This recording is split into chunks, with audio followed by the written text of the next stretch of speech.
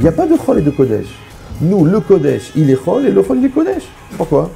Parce que chaque acte, c'est une mitzvah. L'événement lui-même, il n'est pas fondamentalement bon ou fondamentalement mauvais. Il est ou bien vécu ou mal vécu. Intellectualiser le Yetzer Hara. Tu ne vas pas dire je vais prendre une femme mariée. Tu dis je vais rendre heureuse une femme frustrée.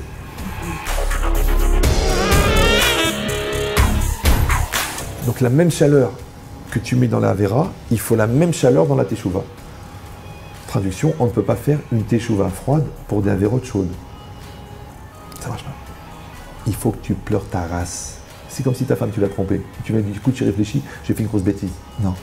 Il faut que tu restes dehors un mois. Il faut que tu écrives des lettres. Il faut que tu pleures sur le parterre du paillasson de l'entrée. Maintenant que tu sois enchaîné à des chaînes, que tu sois fouetté par des capots, ou que tu sois enchaîné à ta télévision, enchaîné à tes névroses, enchaîné à tes peurs du terrorisme, ouais, enchaîné à ton angoisse de la parnassa, enchaîné au décolleté de la voisine, enchaîné au site porno que tu vas regarder tous les soirs. De toute façon, tu es en Égypte. L'Égypte, c'est un pays, mais l'esclavage d'Égypte, c'est universel, c'est intemporel.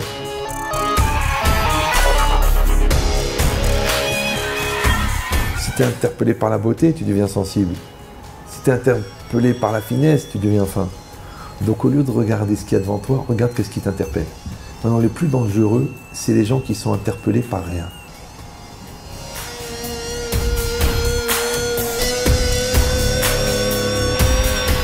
Toute ta vie, tu es en apprentissage. Parce que la Torah que tu étudies aujourd'hui, elle répond aux questions d'aujourd'hui. Mais les questions que tu auras dans 10 ans, pour y répondre, il faut que tu répondes avec la Torah que tu vas étudier en 10 ans. C'est pour ça que tu vois des tzadikim, à 95 ans, ils ont une pêche. À 103 ans, ils ont la voiture électrique pour aller au Beth Midrash. Ouais. Et l'autre, il vient de finir son doctorat de philosophie. Tu lui dis un mot de philo, il vomit. Je comprends pas, tu es un philosophe, non? Je vais me déchirer à la bière. Je vais partir une année sabbatique en Inde pour aller me ressourcer. Et l'autre, 102 ans, tout le chasse dans la tête. Tu dis qui c'est le vieux, qui c'est le jeune.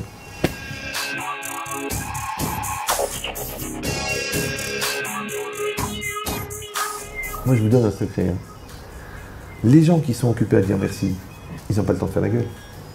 Et bien, c'est ça ce qu'ils ont fait les bénis Israël. Ils ont pris le 100% esclave d'Égypte pour devenir à 100% des serviteurs de Dieu. Quand on met du fondamental dans sa vie, mais qu'on le met par amour, après tout est facile. Tu es serviteur d'Hachem parce que tu aimes Hachem et tu aimes la Torah. Mais c'est facile, tout est léger.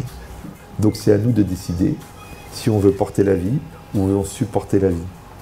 Si on veut porter la Torah ou si on veut supporter la Torah.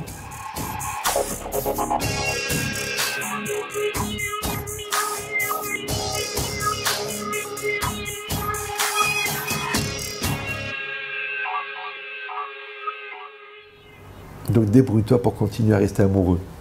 Et le reste, ça viendra tout seul. Et débrouille-toi pour rester curieux. Et tu verras qu'il n'y a rien qui est nul. Ouais. Et débrouille-toi pour rester en interpellation. Et tu verras que tout est intéressant. Alors la vie, elle est belle. Alors en fait, c'est une Mishnah dans Pirkei Avot, très connue. Rabbi Hanina ben Dosa Omer, Kol shir atreto kodemet le chochmato. Tout celui que sa crainte de la faute, elle passe avant sa sagesse, chochmato mitkayemet. Sa sagesse s'accomplit. Vekol she chochmato kodemet li iratreto. Et tout celui que sa sagesse, elle passe avant sa crainte de la faute, en chochmato mitkayemet. Donc sa sagesse ne s'accomplit pas. Donc déjà, c'est intéressant qu'on met en concurrence la chochma, la sagesse de l'homme, et sa crainte de la faute. Donc il faudra comprendre qu'est-ce que ça veut dire. Après, qu'est-ce que ça veut dire que quand quelqu'un il fait passer sa crainte avant sa sagesse, c'est sa sagesse qui s'accomplit? Non, moi j'aurais dit non, celui qui fait passer sa crainte avant la sagesse, c'est sa crainte qui va s'accomplir. Maintenant ça veut dire quoi? Ira treto et chochmato. Comment ça marche? Alors il faut savoir une chose déjà qui est très importante, c'est que le Tana, il a choisi cette notion de crainte de la faute. Maintenant vous savez qu'il y a plusieurs niveaux de crainte. Le niveau de plus bas, c'est Ira Taonesh, quelqu'un qui a peur de prendre des coups. C'est infantile un petit peu, oui, j'ai fait des bêtises, alors Hachem il va me punir. Mais le problème, c'est que ça crée des conflits un petit peu chez la personne. C'est comme les enfants, des fois, tu les as jamais frappés, mais ils te mentent. Tu dis pourquoi tu as menti? Parce que j'avais peur que tu me frappes. Mais je t'ai jamais frappé. D'accord? Alors l'homme, il peut faire pareil avec Hachem. Il dit pourquoi je fais pas les mitzvot? Parce que j'ai peur d'être puni. Mais non, tu fais des avérotes parce que tu as peur d'être puni. Mais non, si tu as peur, ne les fais pas. Donc ça, c'est un peu infantile. Dans la correspondance avec Hachem, de dire je ne fais pas parce que j'ai peur d'être puni. J'ai peur ça porte malheur, oui. Alors chez les non-religieux, ça porte malheur, et chez les religieux, ils vont aller en enfer. C'est une lecture. Ça, c'est le niveau le plus bas de la crainte. Le deuxième niveau, c'est iratret. C'est ce qu'on parle ici. Iratret, c'est quoi? C'est la peur de fauter. La peur de fauter, ça veut dire que je ne suis plus dans une logique d'angoisse et de culpabilité, de névrose avec le bon Dieu. Je vais avoir un rapport d'adulte, et par rapport à ça, j'essaie de me conduire le mieux possible, et j'ai peur de ne pas avoir un acte qui soit totalement parfait. Et ça s'appelle la peur de l'erreur. Comme quelqu'un qui travaille, qui est un technicien, il veut faire les choses bien. Ouais, comme quelqu'un qui monte un business, il veut faire les choses propres. D'accord? Comme quelqu'un, il offre un cadeau, il veut qu'il n'y ait pas de défaut. Il organise une réception, il veut que ça soit parfait. Et bien, iratret ici, ça veut dire la peur de mal faire. C'est ça la peur de fauter, la peur de mal faire, de ne pas atteindre le niveau de perfection. Et le troisième niveau, qui est le plus haut, c'est irat aromemut. Donc ça, c'est la peur du très élevé. Traduction, c'est quoi? C'est que j'ai un rapport qui est tellement positif, je suis tellement bien avec Hachem, je suis tellement bien avec les mitzvot, que j'ai peur de polluer cette relation avec une faute. C'est comme si quelqu'un il est bien avec sa femme, il lui vient Yetzara de faire une polémique, ou il lui vient Yetzara de se prendre la tête, ou il vient Yetzara de la saouler parce qu'elle n'a pas appelé sa mère pour des Shabbat Shalom. Mais il va dire je ne vais pas le faire. Ouais. Ou un Yetzara d'adultère. Il ne va pas le faire parce qu'il dit je suis bien. Moi j'ai dit, les gens qui remettent en cause leur Shalom Bayit, c'est les gens qui n'ont pas de Shalom Bayit.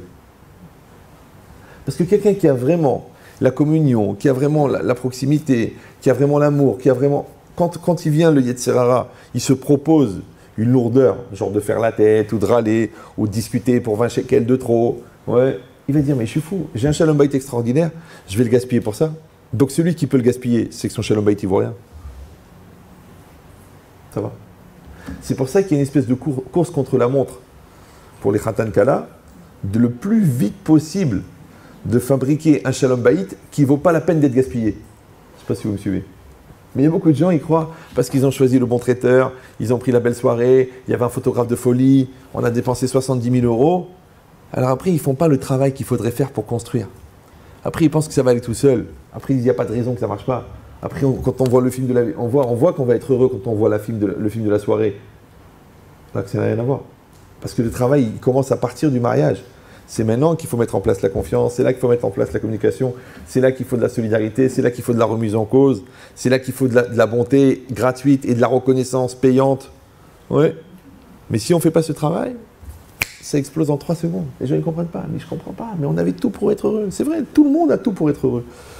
Mais sachez que le plus beau pare-brise du monde, avec un caillou qui arrive pile au centre de gravité, ça s'appelle le centre de gravité, c'est très intéressant, oui. Et bien il va exploser le pare-brise. Exactement pareil. Et le Yetzirara, il a cette sagesse de taper là où ça fait mal. Tu vas dire des mots, tu dis mais je ne sais même pas d'où ça sort, pourquoi j'ai pensé à ça. Ta femme elle va dire des choses, tu dis mais c'est incroyable. Ouais, c'est le centre de gravité. Et donc si quelqu'un n'est pas dans une vigilance permanente de construire, ouais, alors automatiquement ça va se détruire. Parce que c'est la mitzvah. La mitzvah c'est de construire. Maintenant, encore une fois, pourquoi c'est une course contre la montre? Parce que si quelqu'un il est dans une recherche de couple, de valeur de couple, et qu'il est dans une dynamique de couple, et qu'il est dans un résultat de couple, quand il vient la proposition du Satan, ou la polémique, ou la lourdeur, mais il dit, mais je peux pas, j'ai le shalom. Ben exactement pareil avec Hachem. Si je suis bien dans le mitzvot, je suis bien avec Hachem, je suis bien dans ma peau, je suis bien dans ma tête, je suis bien avec le bon Dieu, il me vient une proposition d'Avera. Je dis, mais pourquoi je vais la faire, cette Avera? Je vais faire la Vera. Allez, je vais faire la Vera. Allez, la voisine, elle est là, elle est toute nue. Ça prend 10 minutes sur le canapé. D'accord? Après, je vais m'angoisser à chaque Yom Kippour. Le business, il ne va pas marcher, je vais dire c'est à cause de ça. Le petit va tomber dans l'escalier, je vais dire je suis maudit. D'accord? Je vais être cambriolé 3 fois Rosh Hashanah, je vais dire 2 solutions. Soit c'est Mina Shamaim, soit les voleurs sont des orthodoxes. D'accord? Donc, comment c'est possible? Donc, je vais m'angoisser pendant 15 ans pour 10 minutes, que tu n'as même pas eu le temps de kiffer, parce que 10 minutes sur un canapé avec la voisine, je dis la vérité, c'est pas un plaisir. Ouais. Dans les films, c'est plaisant, mais dans le stress de l'autre, mon mari il arrive, mais non, c'est pas lui, les enfants ils sont dans la chambre, quel plaisir, il n'y a rien. Donc 10 minutes de khra, ouais, tu vas t'angoisser 30 ans. Le gamin, qu'est-ce qu'il fait? Il tourne la tête. Elle lui fait des clins d'œil, elle lui fait comme ça, et lui il fait genre il comprend rien, Nia. Pourquoi? Parce qu'il voit la photo de sa femme et de ses enfants, il est tranquille. Et bien c'est pareil. Toi tu dis je suis bien à la prière, ouais. Je suis bien dans ma tête, je suis bien dans le magasin, je suis bien dans ma vie. Pourquoi je vais polluer tout ça? Pourquoi? Là Hachem je le regarde, il me regarde. Je sens son regard dans ma vie, je sens sa main sur mon épaule, je sens qu'il participe à mon business, je sens qu'il m'amène le shalom, je sens qu'il m'aide pour mes enfants. Je vais gaspiller ça pourquoi? Donc ça veut dire que la capacité à ne pas gaspiller, elle vient de la valeur que tu as donnée à ce que tu as.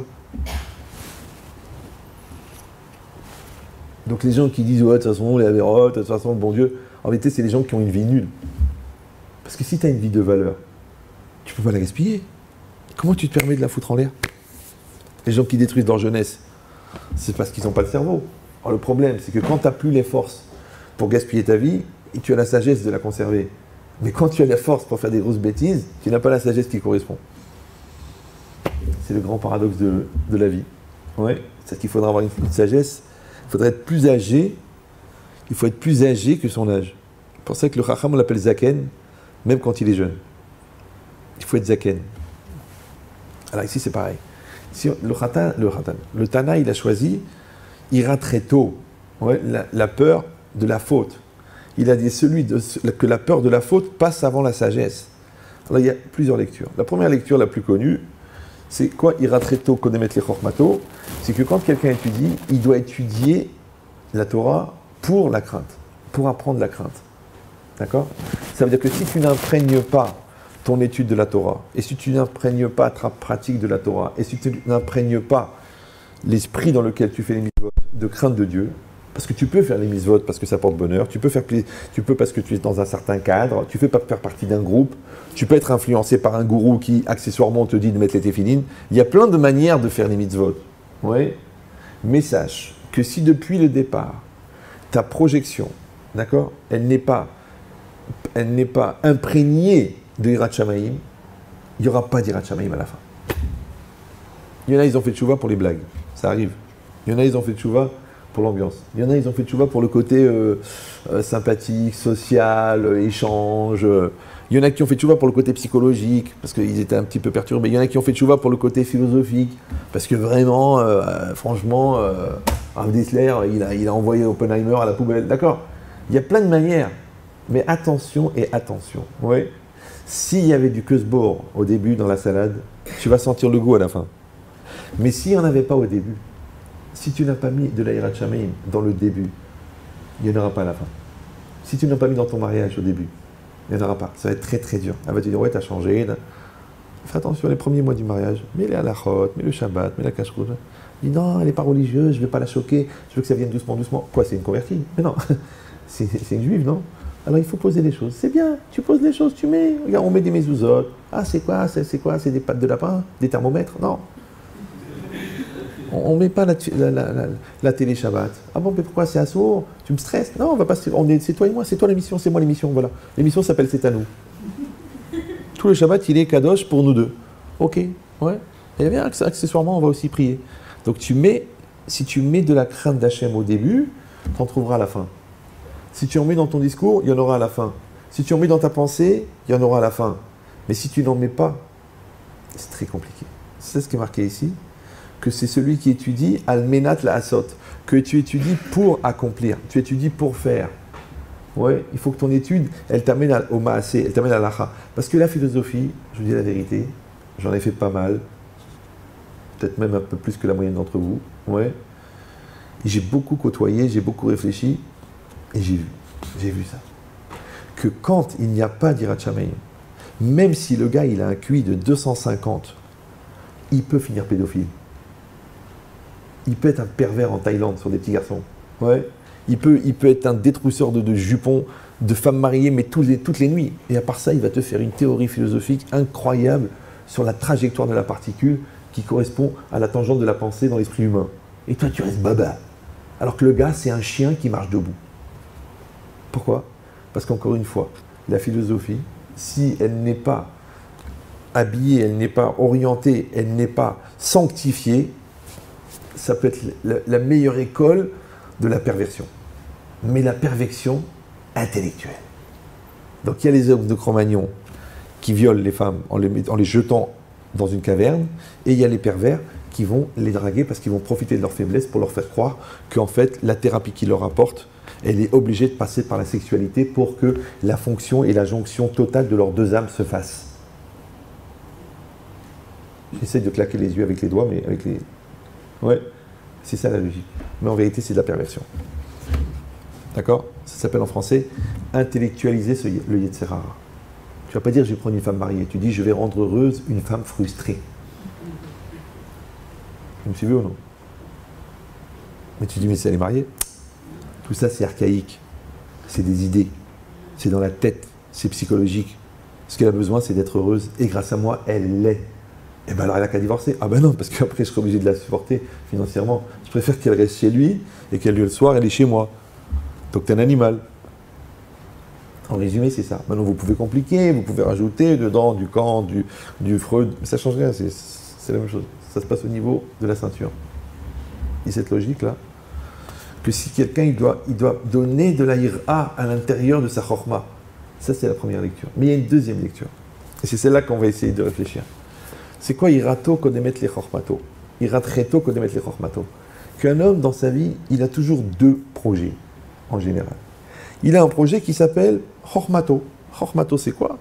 Eh bien, écoute, je développe mon intellect, j'apprends un métier, je fais un diplôme, je crée un business, et j'achète la maison, et je développe le magasin, et j'améliore la marque, et je développe... Ça, c'est Chormato. Et je fais ma famille, je fais des enfants, ça, c'est Chormato. C'est ton projet personnel. Et Irato, c'est quoi? Tu es juif quand même, non? Donc, Irato, c'est ton projet avec le divin. Parce que tu es juif. Tu mets les tefilines, tu sais très bien que quand tu vas arriver là-haut, le bon Dieu ne va pas dire combien de kilos tu as perdu, est-ce que tu avais des pectoraux, combien d'argent tu as gagné, même pas combien d'enfants tu as fait. Il va dire est-ce que tu es un tzaddik ou est-ce que tu es un rachat? Est-ce que tu as fait les mitzvot ou tu les as pas fait? Est-ce que tu as fini le Talmud? Est-ce que tu as étudié la Kabbalah? C'est ça les questions qu'il va poser. On le sait, on est tous croyants. Oui, vous savez bien que le bon Dieu ne va pas vous demander combien de fois tu t'es bronzé. Ou alors c'est pas la même religion. Ouais. Tu te doutes bien que le bon Dieu ne va pas dire combien tu as mangé de pkaïla dans ta vie. Tu le sais. Ça, c'est irato. C'est qu'un homme, religieux ou pas religieux, hein, il sait très bien qu'il y a un projet que le bon Dieu attend de lui, et il y a un projet personnel de réalisation qui va passer par son épanouissement psychologique plus son épanouissement professionnel. Ça, c'est chormato irato. Donc le Tana, il a mis les deux. Ouais, maintenant, tu peux les vivre en parallèle, ou tu peux les vivre en superposé. Maintenant, c'est quoi irato, iratreto, kodemet, le chormato? Ouais, parce que tu as ton projet, tu as du business. Maintenant, je dis la vérité, les trois quarts des gens, ils écoutent. Il y a le business et il y a la religion. Il ne faut pas tout mélanger. D'accord? Il y a la tzedaka et il y a le business. Ouais, comme les autres, il y a le dimanche à l'église et il y a le lundi à la maison close. Ouais, il ne faut pas tout mélanger.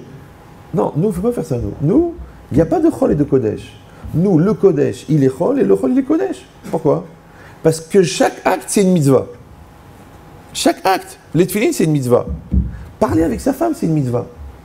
Avoir le souci de comment est-ce que mon fils il a compris, c'est une mitzvah. C'est du chinour. D'accord? Après, réfléchir comment je paye le voisin, c'est aussi une mitzvah. Après, de ne pas convoiter la femme du voisin, c'est une mitzvah. Après, de ne pas garder la haine ou la rancune sur un gars qui m'a planté de 50 000 $, c'est aussi une mitzvah. Donc, n'importe quel acte, il est mitzvah. Alors, comment tu vas dire ça c'est du chol? Comment tu vas dire ça c'est profane? Vous suivez? Alors maintenant, c'est quoi irato, iratreto, kodemet le chormato? Ça veut dire que tu as ton projet personnel de vie et tu as ton projet de juif. Alors, comment tu vas faire quand tu vas les superposer? Parce que tu le veuilles ou non, ils vont se croiser. D'accord? Maintenant, toi, tu as un projet personnel d'ouvrir un magasin. Bon, tu as une opportunité. Bon, c'est dans un centre commercial. Il est ouvert samedi et fête. Tu peux pas fermer. Tu dis, bon, je vais m'associer avec Christian Delacroix et on va prendre des parts. Lui, il va prendre le samedi et moi, je vais prendre la semaine. Et déjà, tu te sens mal. Tu sais que le magasin il est ouvert, tu vas à la synagogue, mais tu as le souci. Il paraît qu'il y a un vendeur qui vole. Cette semaine, il y a 600 € de marchandises qui ont disparu. Tu n'es pas tranquille dans ton Shabbat parce que ta tête, elle est là-bas. Ton corps, il est à la synagogue, ta tête, elle est là-bas. C'est un conflit. Comment tu vas faire? Ouais. Tu es capable de dire, Shabbat, je suis un retraité. Et la semaine, Je suis un businessman performant. Tu arrives à faire ça? Tu arrives à avoir deux têtes? Et cette logique-là, c'est ça le problème. C'est quand Irato et Chormato, quand le projet divin, c'est-à-dire ton rôle d'homme juif envers Dieu et ton aventure humaine personnelle, elles vont se croiser. Comment tu vas faire? Quel choix tu vas faire? Quel choix tu vas faire? Voilà, il t'a planté de 50 000 euros. Le gars, il vient et tu dis, écoute, je ne les ai pas. Et si tu le dis à ma femme, je me suicide. Qu'est-ce que tu fais? Tu dis, écoute, l'argent, c'est l'argent, c'est pas mon problème.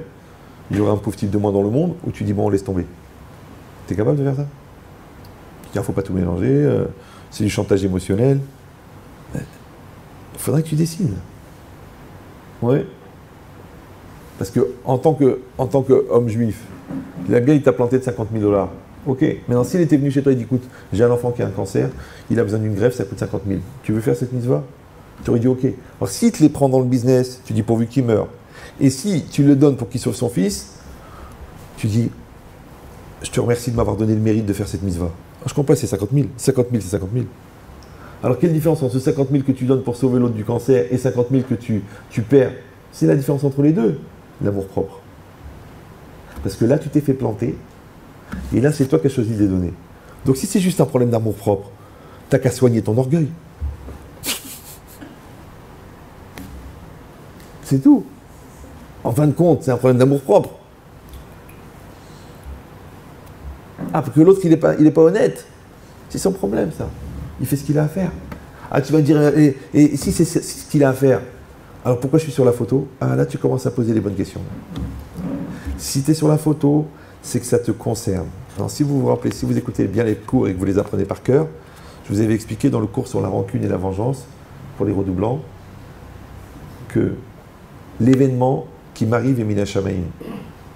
Il vient du ciel, 100%, et je le mérite, 100%. Mais l'exécutant de l'événement, il est donné au libre arbitre de la personne. Vous me suivez ou non? Donc maintenant, celui-là, il veut être l'exécutant de... Moi, j'ai une dette de 50 000. Je les dois au bon Dieu, parce que j'ai fait des crasses. Maintenant, lui, il vient me planter de 50 000. Maintenant, moi, je dois faire la différence entre l'événement 50 000 et l'exécutant de l'événement 50 000. Mais si je crois que lui, il a le libre arbitre de rentrer dans ma vie et de me prendre 50 000, ça veut dire que Dieu, il dort. Dieu, il dort pas. Dieu, il est bien réveillé. Ouais. Et seulement que lui, il avait un libre arbitre de le faire ou de ne pas le faire. Mais le fait que ça m'arrive, il n'y a pas d'erreur. Et la preuve, c'est que si tu marches dans la rue et tu glisses par terre et tu te casses le derrière en glissant sur une peau de banane, tu vas attaquer la Martinique? Pour les peaux de banane? Non. Tu vas t'engueuler avec le parterre? Non. Tu vas revenir le lendemain avec un marteau-piqueur pour défoncer le parterre? Non. Ben, c'est très bizarre. Quand tu es seul dans une situation, tu dis autant pour moi. Et quand on est deux, tu dis autant pour l'autre. C'est un peu ça le problème. Vous savez, c'est quoi le défaut majeur d'être deux dans une situation? Ou l'avantage? C'est que tu peux accuser l'autre.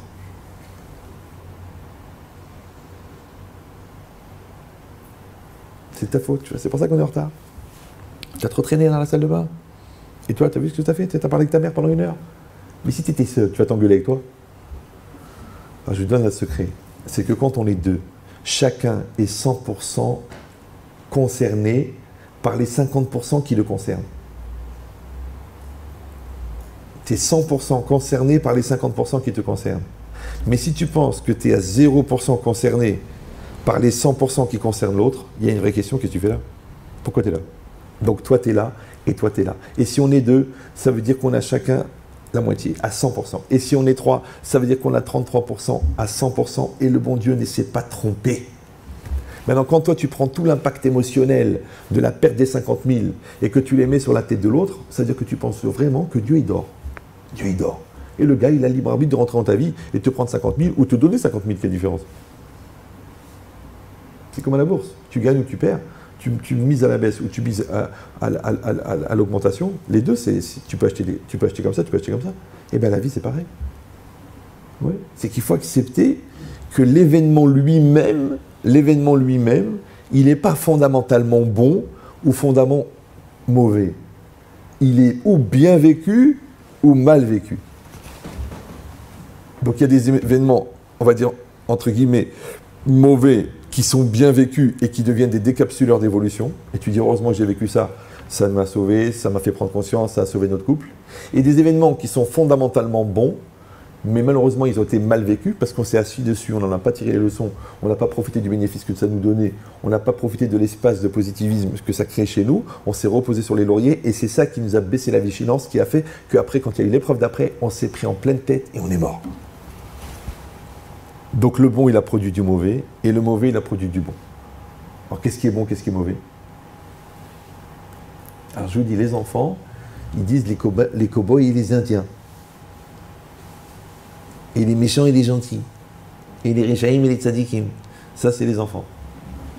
Et les adultes, ils disent Vea afta et Hashem Elokecha. Tu aimeras l'Éternel ton Dieu. Et aimer, c'est Ahava. Et Ahava, c'est valeur numérique 13. Et Echad, c'est valeur numérique 13. Et Vea afta, c'est au futur. Donc, il ne faut pas traduire tu aimeras, c'est tu unifieras. Tu unifieras. Tu feras l'unité. Donc tu vois en fin de compte que le bien et le mal, en fin de compte, ils produisent du bien. Et tu vois que, et tu le vois, Bechol Levavecha, parce que ton Yetzara et ton Yetzeratov, ils vont t'apprendre à unir les choses. Et Ufrol Nafshecha, parce que même les défauts de ton corps, si tu l'utilises bien, ils deviennent des forces. Ouais. Et Ufrol Meodecha, et de tous tes moyens, parce que ce qui peut être un frein dans la matérialité qu'on t'a donnée, ça peut devenir le tremplin de ta réussite spirituelle. Donc ça n'existe pas le bien, ça n'existe pas le mal, c'est toi qui dois unifier les choses pour en faire du bien. C'est pour ça qu'à l'époque je l'avais rencontré avec les rails. Vous vous rappelez les rails ou non? Les redoublants? Non? Personne ne se rappelle? Bon, demain je ne suis pas mort hier. Donc je répète, c'est pas grave. Donc vous avez les rails. C'est un père et un fils qui se baladent sur une voie ferrée. C'est une voie ferrée qui va tout droit, aux États-Unis, comme ça, 18 000 km tout droit. Et puis le fils et le père, alors le fils il dit au père, papa, les rails, ils sont séparés. Il dit, bien sûr mon fils, parce que s'ils n'étaient pas séparés, le train il déraillerait. Si les rails se croisent, le train il déraille. Donc ils restent bien séparés. Ah, et ils sont toujours séparés. Il dit, bien sûr mon fils, ils sont séparés. Et ici ils sont séparés, et dans 10 km ils sont séparés, bien sûr ils sont séparés. Alors le fils il dit, ah bon, ok, alors pourquoi quand je les regarde comme ça, dans la perspective ils se touchent? Alors il a failli répondre, c'était une illusion d'optique.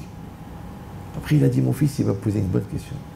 Pourquoi les rails qui sont fondamentalement séparés, dans la perspective, ils se touchent? Pourquoi ce à quoi je suis totalement étranger, un jour je vois que je suis collé? Pourquoi des gens avec qui je pense que je ne m'arrangerai jamais, sous prétexte qu'on n'est pas pareil du tout, et que accessoirement je viens d'eux, bizarrement je me surprends 40 ans après à être exactement pareil qu'eux? Donc je dis à l'enfant, écoute mon fils, c'est vrai que là, ça c'est du bien, ça c'est du mal. Ouais, ça c'est des gens méchants, ça c'est des gens gentils. Ça c'est des gens qui te stressent et ça c'est des gens qui te font plaisir. Mais si tu regardes la perspective, tu verras que tout ça c'est pour le bien. Alors le gosse il dit, ok papa, je suis d'accord. Je suis d'accord de projeter que c'est pour le bien. Vea afta, j'unifierai pour le bien, pour l'avenir. Ok, j'ai cette confiance, ça s'appelle Aïmouna, que Gamzou et Tova, tout ça c'est pour le bien. Ok. Il dit, mais j'ai une question papa. Il dit, c'est quoi mon fils? C'est que, ok, pour l'avenir, je veux bien, mais le passé, je sais par où je suis passé. Et je sais très bien que les rails par où je suis passé, ils sont séparés puisque je suis passé par là-bas. Oui. Alors comment ça se fait que quand je me retourne et je les regarde, Raoudon Kolo, cousin de Marco Polo, ils sont collés aussi?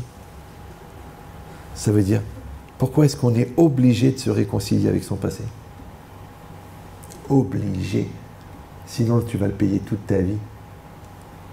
T'as mal vécu la scolarité? Débrouille-toi pour t'arranger avec. T'as mal vécu ta jeunesse, ton père il était maladroit, débrouille-toi. T'as subi un événement très grave par un cousin quand t'avais 8 ans et qui en a profité parce que t'étais nia, soigne-toi, enlève-toi ça, dépollue-toi, nettoie-toi. Sinon toute ta vie tu vas le porter. Toute ta vie tu vas le porter. Ça veut dire qu'on est condamné à se réconcilier avec son passé, sinon notre passé va polluer notre avenir. Donc les rails de l'avant, ils se touchent dans la perspective. Les rails du passé, ils se touchent dans la perspective. Ça va? Et ça, c'est une action que tu fais toi. Maintenant, tu sais ce que ça veut dire ça? Ça veut dire que quand toi, tu mets un regard divin sur un événement humain, ça s'appelle Irato Kodemet le Chochmato, Chochmato Mitkayemet. Ton projet personnel, il va s'accomplir. Oui. C'est une image, hein, c'est une image. Ça veut... Ah ben, si vous êtes capable de le faire au présent, c'est encore mieux. Ça s'appelle le juge positivement. Ouais. Mais des fois, c'est difficile. Voilà, le gars, il m'a planté. C'est difficile, d'accord. Mon mari me dit, t'as grossi. Il aurait pu être plus fin quand même. Parce que ouais, on me dit, oui, ton corps, il a changé. Ne me reproche pas des choses que je ne peux pas arranger. C'est dur. Il y a des gens comme ça, ils sont maladroits, un peu lourds, un peu... Ouais. Mais non, tu sais qu'il est gentil, tu sais qu'il parle plus vite qu'il réfléchit, tu le sais, et tu l'aimes plus que ses erreurs. Mais sur le moment même, c'est un peu difficile, d'accord. Là, c'est pareil, t'as perdu 300 € dans l'autobus. Tu les as perdus. Tu montes, tu t'énerves, pourquoi, j'en ai besoin, c'est difficile, qu'est-ce que tu veux, bon Dieu. Mais sur le moment même, ça fait mal. Le Chafetz Chaim, il appelle ça Lo nitna Torah le malach hasharet. C'est que la Torah, par exemple, elle t'a interdit de garder rancune le lendemain. Mais au moment même où le gars il te met la baffe, ne dis pas c'est pour mon bien. Ne dis pas j'ai pas mal. Ne dis pas tant l'autre joue. C'est un gars de chez nous qui a mal tourné. C'est une histoire à marcher sur l'eau. Ouais. Mais il dit l'onit naturel malachachal. Au moment même de la baffe, ne dis pas j'ai pas mal. Dis j'ai mal. Eh ben j'ai mal. J'ai mal. Et le lendemain, je dis bon, Gamzoulé Tova. Mais sur le moment même, je ne peux pas dire j'ai rien. Tu dis vas-y, recommence. Vas-y, c'est une capara. Un sourd, ça veut dire que tu n'as aucune dignité personnelle. Et la dignité, c'est pas de l'amour propre. Hein. Le fait de se piétiner ne veut pas dire pour autant que tu vaux rien. Non. Merci, c'est ça. Donc il y a le projet personnel et il y a le projet divin. Maintenant, le Chacham, il vient et te dit que si tu fais précéder ton projet divin à ton projet personnel, c'est-à-dire que ton rôle d'homme juif par rapport à ton rôle humain, ton projet humain, alors c'est ton projet humain qui va s'accomplir. Alors que nous, on aurait dit le contraire. On aurait dit, mais non, c'est ton projet rabbin qui va s'accomplir. Mais le bon Dieu, il est intéressé. Imagine-toi que le bon Dieu, écoute-moi bien, il t'a demandé de faire 613 mitzvot, il t'a demandé d'étudier toute la Torah entière, et ça l'intéresse la slahat de ton magasin. Et ça l'intéresse que tu trouves la voiture que tu veux, au budget que tu veux. Tim, il n'a rien à foutre, il n'a rien à foutre. Ça lui fait plaisir. Il va t'aider, il va te trouver la voiture qu'il te faut, et tu es Kolelman, et tu as 3000 €, il va trouver le retraité, le Jean-Michel Delacroix, qui va te dire, écoutez monsieur, vous êtes rentré dans mon cœur, l'annonce elle est à 23 000 €, mais avec ma femme on a réfléchi, vous êtes un jeune couple, vous êtes pur, vous êtes saint, S-A-I-N-T-S, on vous l'a fait à 3000. Toi, tu regardes ta femme, tu dis, mais c'est le budget qu'on a. Hachem, il t'a envoyé un goy tzaddik qui va te faire cette mitzvah. C'est pour ça que le bon Dieu l'a créé Tati, pour les Kolelman. C'est pour ça qu'il a créé l'Égypte de France, pour que les Kolelman ils puissent aller sur la côte. Donc toi, tu payes 5 000 € par semaine, tu es content, et lui, il paye 280 €, et il a la même vue que toi. Sauf que toi, tu as les brûlures d'estomac, et lui, non. C'est comme ça la vie. Et le bon Dieu, il fait ça. Moi, j'ai dit pour ça que tout le monde doit faire un petit peu de Kolel. À part le fait que ça te donne à étudier la Torah, c'est que tu vis avec la main d'Hachem. Tu sens la main d'Hachem. Tu sens. Alors que quand tu travailles, tu peux toujours avoir l'illusion d'optique de croire que c'est toi qui l'as gagné. Si tu es fonctionnaire, Bichlal, tu ne crois qu'en un seul Dieu, selon l'état dans lequel il t'a mis. C'est pour ça qu'on appelle ça fonctionnaire, parce que c'est le seul truc qui ne fonctionne pas. D'accord ? Mais c'est ça l'idée. Mais celui qui a été au Kollel, il a vu les miracles d'Hachem, il a vu comment. Mais des fois, c'est effrayant. Je vous ai raconté la voiture, la première grande voiture qu'on avait achetée. Vous avez raconté celle-là? Non? Mais c'est effrayant. Vous êtes prêts à écouter un truc effrayant? Vous êtes pressés? Ça va? Mais c'est effrayant. Je vous préviens. Ne me dis pas après, c'est horrible. Vous êtes prêts? Donc on était avec ma femme, au Hachem, on avait 3-4 enfants, et on était obligé d'anticiper parce qu'il y en avait un tous les ans. Donc je peux calculer à peu près quand est-ce qu'on sera 8. Donc j'ai dit à ma femme, on avait une petite voiture 5 places, j'ai dit maintenant il faut réfléchir à la 9 places. Elle me dit ça va, je dis non, il faut réfléchir à la 9 places, choisis le modèle que tu veux. On redit dans la voiture comme ça. Elle m'a dit mais t'es fou, mais on verra quand ça sera le moment. Là. Moi elle m'a pas dit t'es fou, je m'avais jamais dit t'es fou de ma femme. Bon. Elle m'a dit mais non, mais pourquoi on vous dit pense pas? Non, je lui dis pourquoi? Parce que le bitachon, c'est de laisser au bon Dieu le temps d'accomplir tes rêves et tes besoins. Laisse-lui le temps. Pourquoi les gens ils sont nerveux? Parce qu'ils veulent un bitachon à court terme. Ils veulent que la maison elle se vende dans la semaine. Laisse le bon Dieu, il va te la vendre la maison. Maintenant, si tu veux, pense-en 3 ans avant, comme ça il a le temps de mettre en place le crédit du goy qui va l'acheter. C'est comme ça. Donc, je lui dis, alors on roulait comme ça. J'ai dit, tu vois, une comme ça, une Toyota, là, comme ça, une longue, là. C'est les tubes, là, à l'époque, on appelait ça, ouais. J'ai dit, une comme ça, une 9 places. Elle m'a dit, ok. On rigolait, on roule. 3 ans après, grâce à Dieu, on arrive au 8e ou la 9e, je ne sais plus. Je dis, maintenant, on cherche la voiture. Maintenant, moi, je suis Coleman. Et Bliaïnara, je gagne quand même 2000 francs par mois. C'est pas 2005, peut-être Fral Chétan. Ça veut dire vraiment, tu sais, je suis personnel. Et je prends les petits journaux gratuits, parce que je ne peux même pas acheter un journal qui vend des voitures, ouais. Et je lis, et je trouve. Ah, là, voilà, elle est là. Mais truc bizarre, toutes ces voitures-là, elles se vendent à 250 000 km. Et celle-là, il n'y a pas le kilométrage. Je dis, bon, j'essaye. C'est le budget qu'on veut mettre. J'appelle. Bonjour monsieur, bonjour. Voilà, on voudrait la voiture, il n'y a pas de problème. On peut aller. Vous êtes où? Épinay. Ah, Épinay. Moi, j'habite à Épinay, là, Épinay. Ah, c'est bien, tout le 93, hop, Épinay. Maintenant, le gars, moi, j'habite là, lui, il habite peut-être je ne vais pas exagérer, 1 km. Et lui, il travaille dans l'avenue de la République. Ça veut dire qu'il habite avenue de la République et il travaille à l'avenue de la République, les studios éclairs. Donc, tous les jours, il fait 600 mètres en voiture, il revient avec. Donc, la voiture, elle n'est pas trop usée, pour ne pas dire qu'elle est neuve. Et le gars, je lui dis, mais pourquoi comment ça se fait qu'il n'y a pas le kilométrage sur l'annonce? Ah oui, il m'a dit, par exemple, elle a 70 000 km. Non, c'est des voitures qui se vendent à minimum 250 000. C'est incroyable, c'est des Toyota incroyables. Genre, la route, elle va s'user avant que la voiture, elle s'use. Ouais. Et le gars, elle est à 30 000 km. Il m'a dit, bah écoutez, j'ai envoyé l'annonce, le journal, il s'est planté, il n'a pas 1000 km. Moi, je sais pourquoi il n'a pas 1000 km. Parce qu'il n'y a que moi qui va appeler. Attends. Le gars, je lui dis, mais je ne comprends pas, monsieur, pourquoi vous la vendez? Elle est toute neuve. Il dit, je ne peux plus conduire. Je dis, pourquoi? Il m'a dit, parce que j'ai attrapé un cancer de la gorge, j'ai eu une opération, il m'a montré la cicatrice, limite fermeture éclair. Il m'a dit, je ne peux plus conduire parce que c'est bientôt fini. Alors j'ai dit à ma femme, bon, on la vend, comme ça fera un petit peu d'argent pour les enfants. J'ai dit, excusez-moi, j'ai juste une question. Depuis quand le cancer? Il m'a dit 3 ans. 3 ans juste, quoi. Quand j'ai dit à ma femme, cette voiture-là. Je ne sais pas si vous... C'est un peu effrayant. Vous avez compris comment ça marche ou non? Ça fait peur. Mais tout c'est pareil, tout c'est pareil. Pourquoi tu as fait une affaire? Parce qu'il divorce. C'est pour ça que tu as pu acheter la maison. Mais tu as aidé au divorce, toi? Vous avez compris ou non? Et pourquoi cette maison-là, ils n'en voulaient pas? Parce qu'elle était mal placée. Pourquoi ça veut dire que chaque chose, elle s'entrecroise pour arriver à un projet. Maintenant, le bon Dieu, il fait ça. Après, toi, tu es là et le bonheur des uns fait le bonheur des autres. Sauf que des fois, c'est pas un bonheur. Je dis, bah, cette logique-là, c'est quoi? C'est que toi, encore une fois, tu as 2 solutions. Soit tu vas dire, écoute, j'ai ma logique cartésienne, personnelle, intellectuelle, rationnelle, qui va faire fonctionner mon projet. Et à part ça, j'ai ma religion. Les tefilines, la cache-route, Dieu est grand, Hasdé Hashem, le Ma'an Hashem. Soit tu dis, non, je sais que mon projet personnel et mon action d'homme juif, elles sont la même. Et tu superposes les deux. Et quand tu vas les superposer, en fin de compte, le vecteur directeur de ton projet personnel, ça va être ton projet divin. Vous suivez ou non? Ça veut dire que tu vas faire un très grand business, mais tu vas faire les règles de la Torah. Et tu vas faire un très grand business, mais tu vas séparer les hommes et les femmes. Et tu vas faire une cafétéria cachère. Tu mets à quoi ça sert avec des goïms? Tu fais cafétéria cachère, ça peut te faire si un juif qui vient. Mais t'es fou. Ouais. Et tu vas reconstruire les docks de Londres, mais tu n'ouvres pas samedi. Je dis, mais vous êtes fous, on va perdre des millions.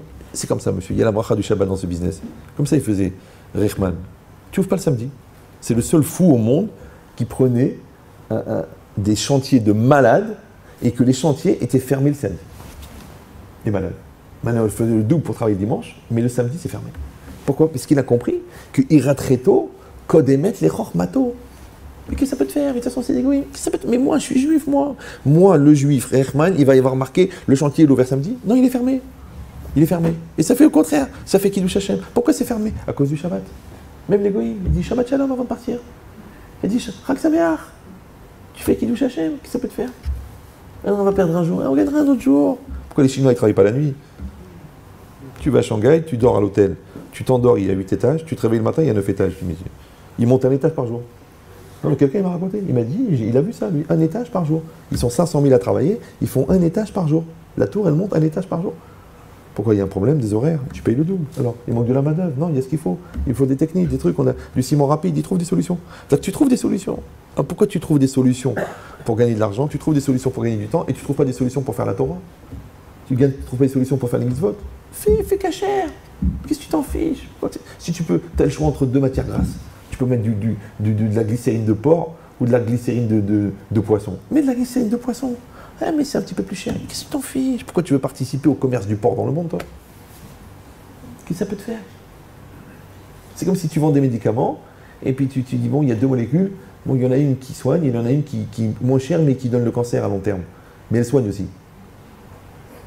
Tu dis, bah, laisse-les crever tous. De toute façon, le jour où ils s'en rendront compte, moi je serais déjà mort. Et j'aurais pris 6 ou 7 milliards, rien que sur cette molécule. Non, tu dis non, si déjà je fais un bon médicament, je fais un médicament qui en plus ne donne pas le cancer. Si déjà il soigne, au moins qu'il ne tue pas. Ça vous semble logique? Eh ben c'est pareil.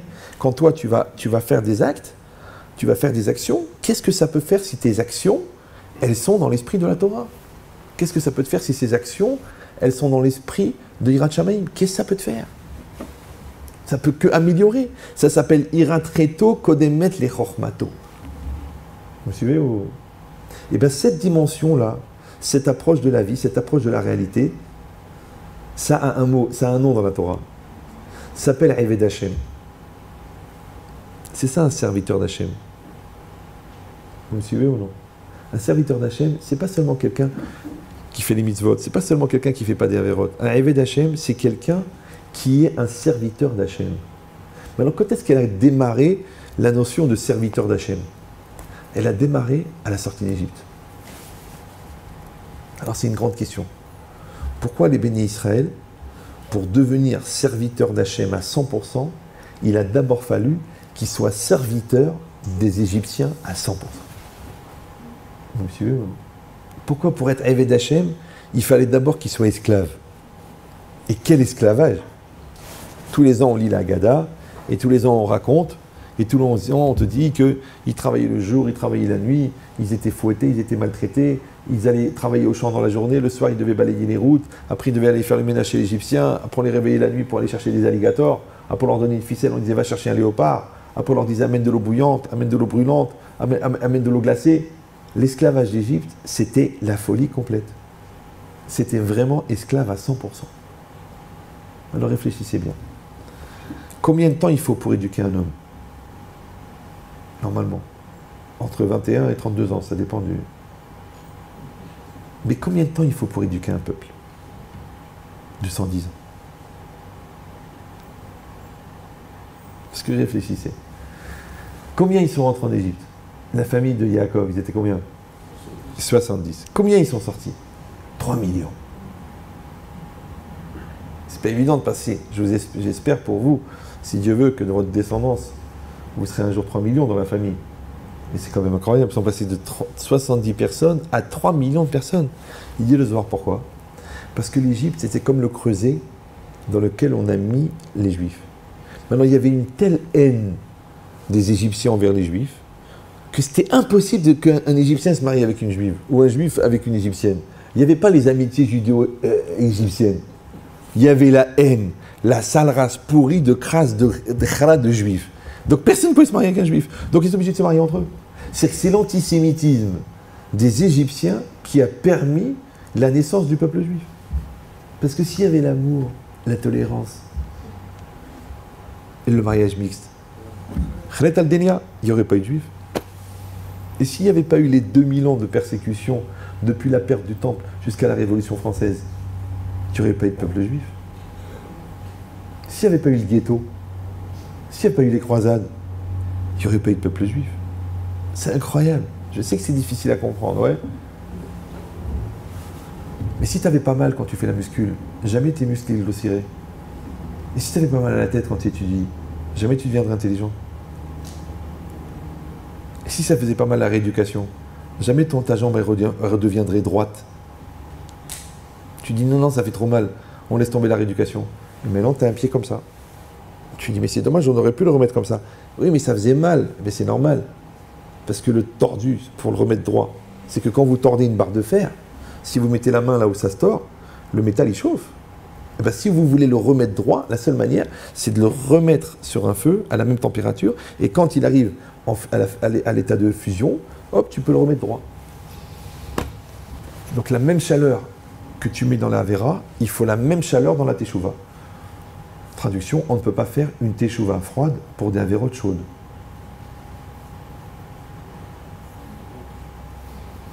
Vous suivez ou non? Tu ne peux pas faire une Teshuvah intellectuelle sur une Teshuvah qui s'est basée entièrement sur des notions pas intellectuelles. Ce qu'on appelle les hémisphères du bas.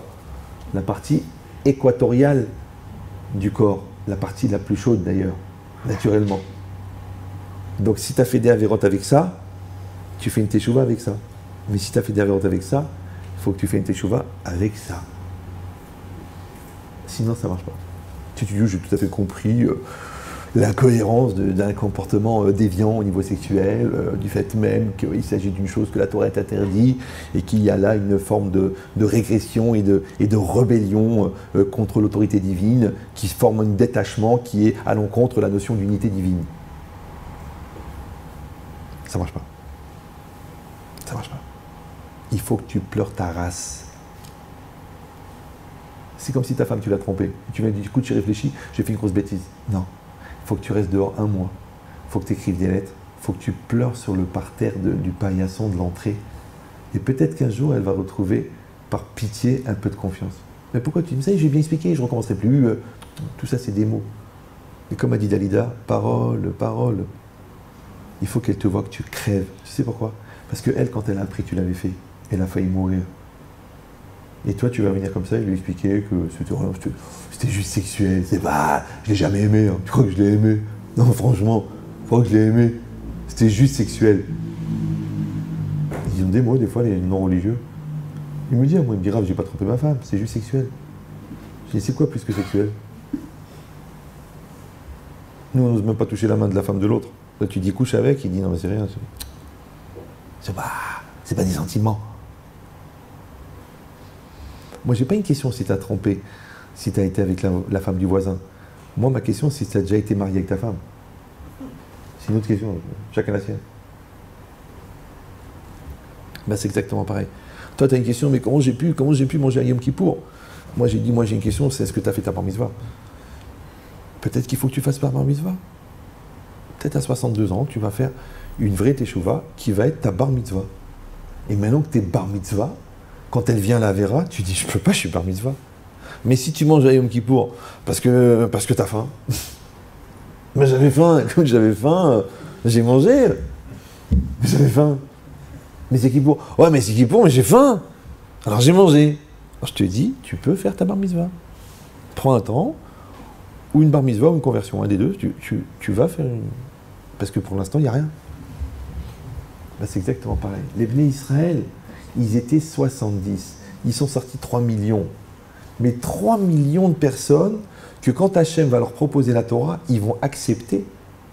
Mais pourquoi ils vont accepter? Mais c'est énorme. C'est parce que c'est la Torah. Les gens me disent, même si le rabbin, écoutez, on sait que vous êtes ouvert, on sait que vous êtes cool. En France, on m'appelle le camembert, le rabbin le plus cool de France.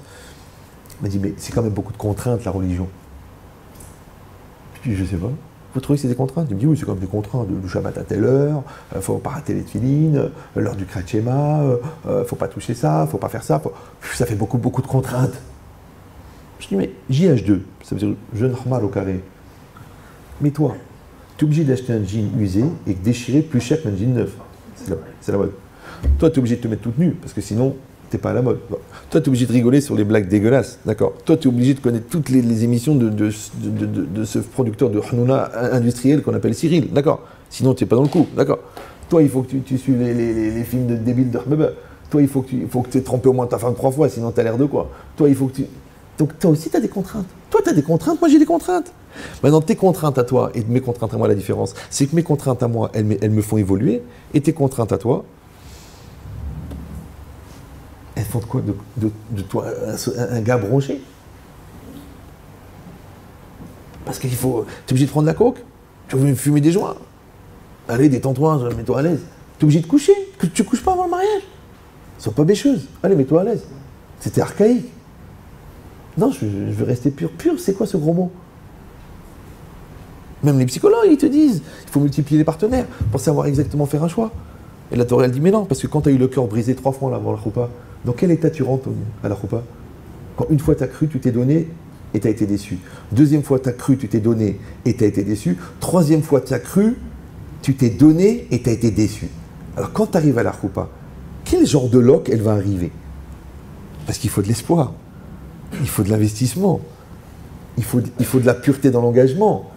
Alors que les gens ils disent, bon, tu sais, de toute façon, lui ou un autre, de toute façon, j'y crois plus, j'ai tellement souffert. Mais l'autre, il m'a pris ma neshama, et l'autre, il m'a trompé la veille du mariage, et l'autre, il était encore avec Fatima, alors que me disait qu'il était en pleine teshuva. Alors tu sais quoi? Tu sais quoi, les hommes? Laisse tomber. Si tu te maries dans cet état-là, tu trouves anormal que les gens, ils disent non, je vais me marier une fois avec une personne pure, et que ça soit la première, et que je sois le premier. Tu trouves ça archaïque, toi? Dans l'état mental dans lequel tu arrives à la choupa, tu trouves que lui, il est archaïque? Moi, je dis, lui, il est préservé, lui. Et elle est pure. Et elle est neuve. Et elle va donner le meilleur d'elle-même, et lui, il va donner le meilleur de lui-même. Moi personnellement, que j'étais Bachou Yeshiva, combien j'ai prié des larmes pour que ce soit la première. Rien que pour pas avoir la guerre de dire, la première, elle était comme ça, la deuxième était comme ça. Ça, en chidour. La troisième, elle avait ça, la quatrième, elle avait ça, une espèce de patchwork de filles pour arriver à une fille. J'ai prié, j'ai dit à Hachem, la première. Moi, j'ai étudié la Torah, la première. Grâce à Dieu, c'était la première. Ça sera la dernière, si Dieu veut. Ouais. Pourquoi je vais me rentrer des doutes dans la tête? Et ça, c'était sans le physique. Alors, avec le physique. Et ça, c'était sans les promesses de mariage. Avec les promesses de mariage. Et ça, c'était pas avec les préparations, la robe accrochée, que le mec, il dit non, finalement, on laisse tomber parce que je me marie avec ta sœur. Et toi, tu trouves que l'autre, il est archaïque et que toi, tu es moderne. Et tu penses que toi, tu es évolué et que lui, il est sclérosé, il est névrosé. Mais c'est l'inverse. Lui, il est libre. Et toi, tu es enfermé. Et ça c'est quoi, ça? C'est que l'esclavage d'Égypte, en fin de compte, si vous réfléchissez bien, parce que comment ça s'est passé? Je résume l'histoire pour les gens qui n'ont pas assisté, qui n'ont pas vu le film. Les Bnei Israël étaient en Égypte. Ils étaient en Égypte. Maintenant, quand on dit qu'ils étaient en Égypte, c'est pas qu'ils étaient en Égypte, parce que même il y a des gens, ils étaient à Auschwitz. Mais ça a duré 1 an, ça a duré 2 ans, ça a duré 3 ans. Mais là, c'est des gens qui sont nés à Auschwitz et ils sont morts à Auschwitz. Et d'autres leurs parents étaient nés à Auschwitz et morts à Auschwitz. Et leurs arrière-grands-parents étaient nés à Auschwitz et morts à Auschwitz. Et leurs arrière-arrière-grands-parents, ils étaient nés en Égypte et morts à Auschwitz. Donc quand il y a 6 générations avant toi qui ont vécu en esclave, donc tu es génétiquement esclave. Vous me suivez ou non? Tu es psychologiquement esclave. Tu es mentalement esclave. Tu es physiquement esclave. Le mec, il n'a jamais rien connu d'autre que l'esclavage. Il vient, mon cher Rabbeinu, il leur dit, je vais vous sortir d'Égypte. Je dis, mais je ne veux pas sortir d'Égypte. Je ne veux pas sortir d'Égypte. Je ne peux pas, je suis esclave. C'est une mentalité, l'esclavage. Oui. Et si vous allez dire, oui, mais enfin ça concerne un événement qui s'est passé il y a 3500 ans, que nous commémorons chaque année à Pessah. Mais pas du tout, puisque Chayav Adam Larot et Asmo Keilu Yatsa ou Be'atzmo Mimitzraim, chacun il doit se sentir que lui-même il sort d'Égypte. Ouais. Et quand le rachat, le soir de la Haggadah, il dit qu'est-ce que c'est que ces lois-là? Ouais, toi tu lui réponds, eh bien si tu étais là-bas, tu serais resté. Il dit, je m'en fous, j'y étais pas. Donc ça veut dire qu'on y est. Alors je vous donne un secret pour les gens qui ne l'ont pas compris. Le mot Mitzrayim en hébreu, il veut dire l'Égypte. Mais le mot Metzarim en hébreu, il veut dire les limites. Et la Torah, c'est quoi? C'est ce qui permet à un homme de sortir de ses limites. Maintenant que tu sois enchaîné à des chaînes, que tu sois fouetté par des capots, ou que tu sois enchaîné à ta télévision, enchaîné à tes névroses, enchaîné à tes peurs du terrorisme, ouais, enchaîné à ton angoisse de la parnassa, enchaîné au décolleté de la voisine, enchaîné au site porno que tu vas regarder tous les soirs. De toute façon, tu es en Égypte. Donc je vous donne le secret. L'Égypte, c'est un pays, mais l'esclavage d'Égypte, c'est universel, c'est intemporel. Maintenant, Hachem, il ne nous a pas fait sortir d'Égypte, c'est une erreur. Il nous a fait sortir de l'esclavage d'Égypte. C'est pour ça que c'est marqué Aosek Batora, Aoskim Batora, Elu En Benechorin. Les gens qui étudient la Torah, les gens qui accomplissent la Torah, ce sont eux les hommes libres. Pourquoi? Pas parce que seulement la Torah elle libère, ouais, mais aussi Parce que les 48 qualités qui sont nécessaires pour accueillir la Torah, bizarrement, ce sont des qualités qui te permettent de te libérer de l'emprise de la matérialité. C'est que quand tu n'as plus cette maladie, quand tu es avec ta femme, tu es sorti de cette maladie de regarder la femme de l'autre. Mais c'est une maladie. Tu es marié, elle est magnifique, mais qu'est-ce que tu as à draguer la vendeuse? Mais tu es un malade. Non, mais sans tout bien, tout honneur, c'est juste de la rigolade, c'est juste un ton. Mais non, c'est pas un ton, je l'ai vu. D'abord, j'ai vu que toi, tu étais un peu charmeur. En plus, j'ai vu qu'elle réagit. Alors que ce matin, tu as fait de la fayomi. Que tu donnes de la tzedaka tous les mois. Que tu mets les tefilines et que tu as peur de rater mincha. Et là, tu es en train de draguer la cliente. Et si la cliente, c'est une info, et que tu te dis, voilà, on monte dans ma chambre, qu'est-ce que tu vas dire? Je rigolais. Je rappelle, pour les gens qui viennent d'arriver, que la mitzvah, c'est pas de ne pas fauter. La mitzvah, c'est de ne pas prendre le risque.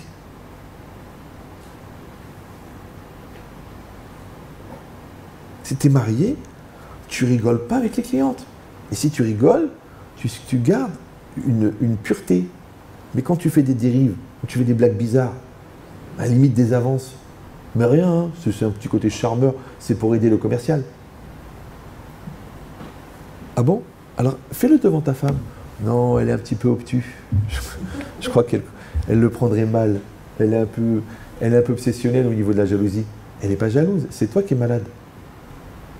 Et si tu penses vraiment que pour ton équilibre personnel, tu as besoin de regarder des films dégueulasses, eh bien, amène toute la famille, mettez-vous tous là, et allume l'écran et regarde le film dégueulasse. Parce que ça fait partie de ton équilibre. Tu dis, ça va pas, shalom, simsilenu, l'oralenu. Mais quand tu le fais tout seul, quelle différence? Ah, parce qu'ils ne t'ont pas vu. Donc toi, tu ne dois pas faire tes chouvas sur les films dégueulasses. Tu vas faire tes chouvas sur l'incohérence.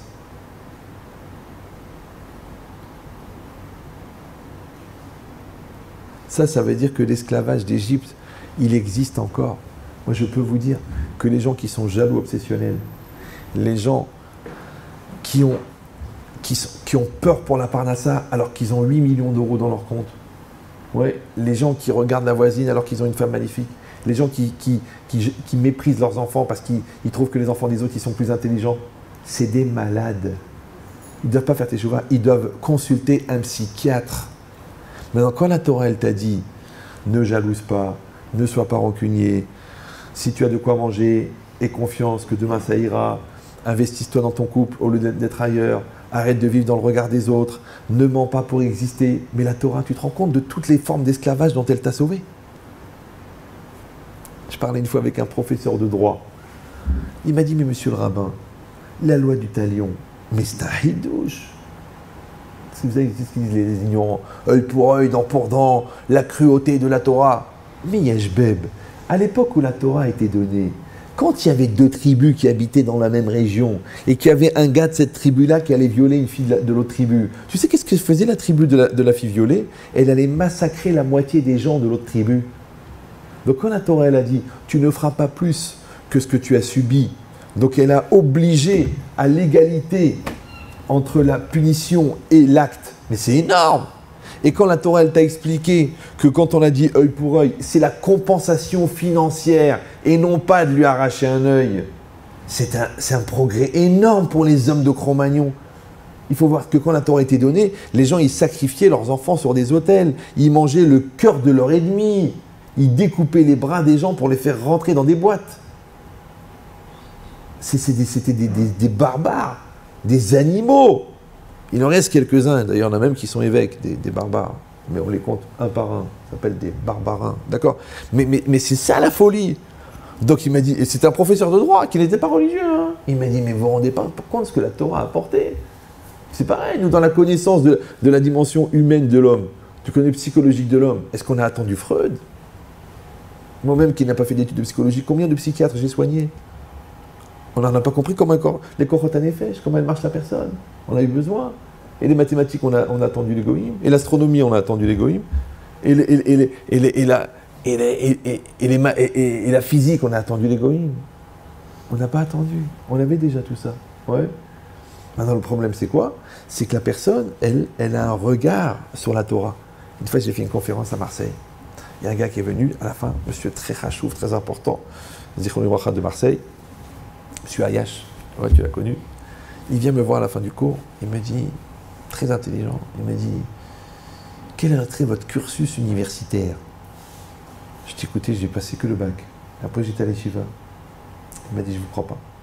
Il m'a dit, la connaissance et la vitesse de connexion, c'est pas normal. Alors j'ai dit, je vais vous expliquer votre problème.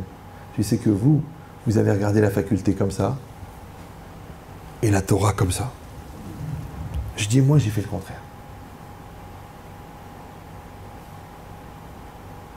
Pourquoi? Parce que tu ne peux pas apprendre une chose qui ne t'impressionne pas. Voilà. Maintenant, si tu es impressionné par la lourdeur, tu deviens lourd. Ça s'appelle téléspectateur. Si tu es interpellé par l'intelligence, tu deviens intelligent. Si tu es interpellé par la beauté, tu deviens sensible. Si tu es interpellé par la finesse, tu deviens fin. Donc au lieu de regarder ce qu'il y a devant toi, regarde qu'est-ce qui t'interpelle. Maintenant, les plus dangereux, c'est les gens qui sont interpellés par rien.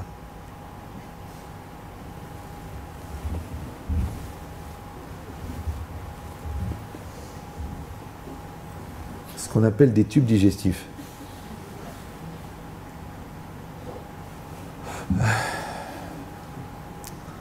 Tu crois qu'il réfléchit, en fait il digère. C'est comme les bébés quand tu les vois, quand ils rêvent, après la tétée, comme ça. Tu dis à quoi il pense?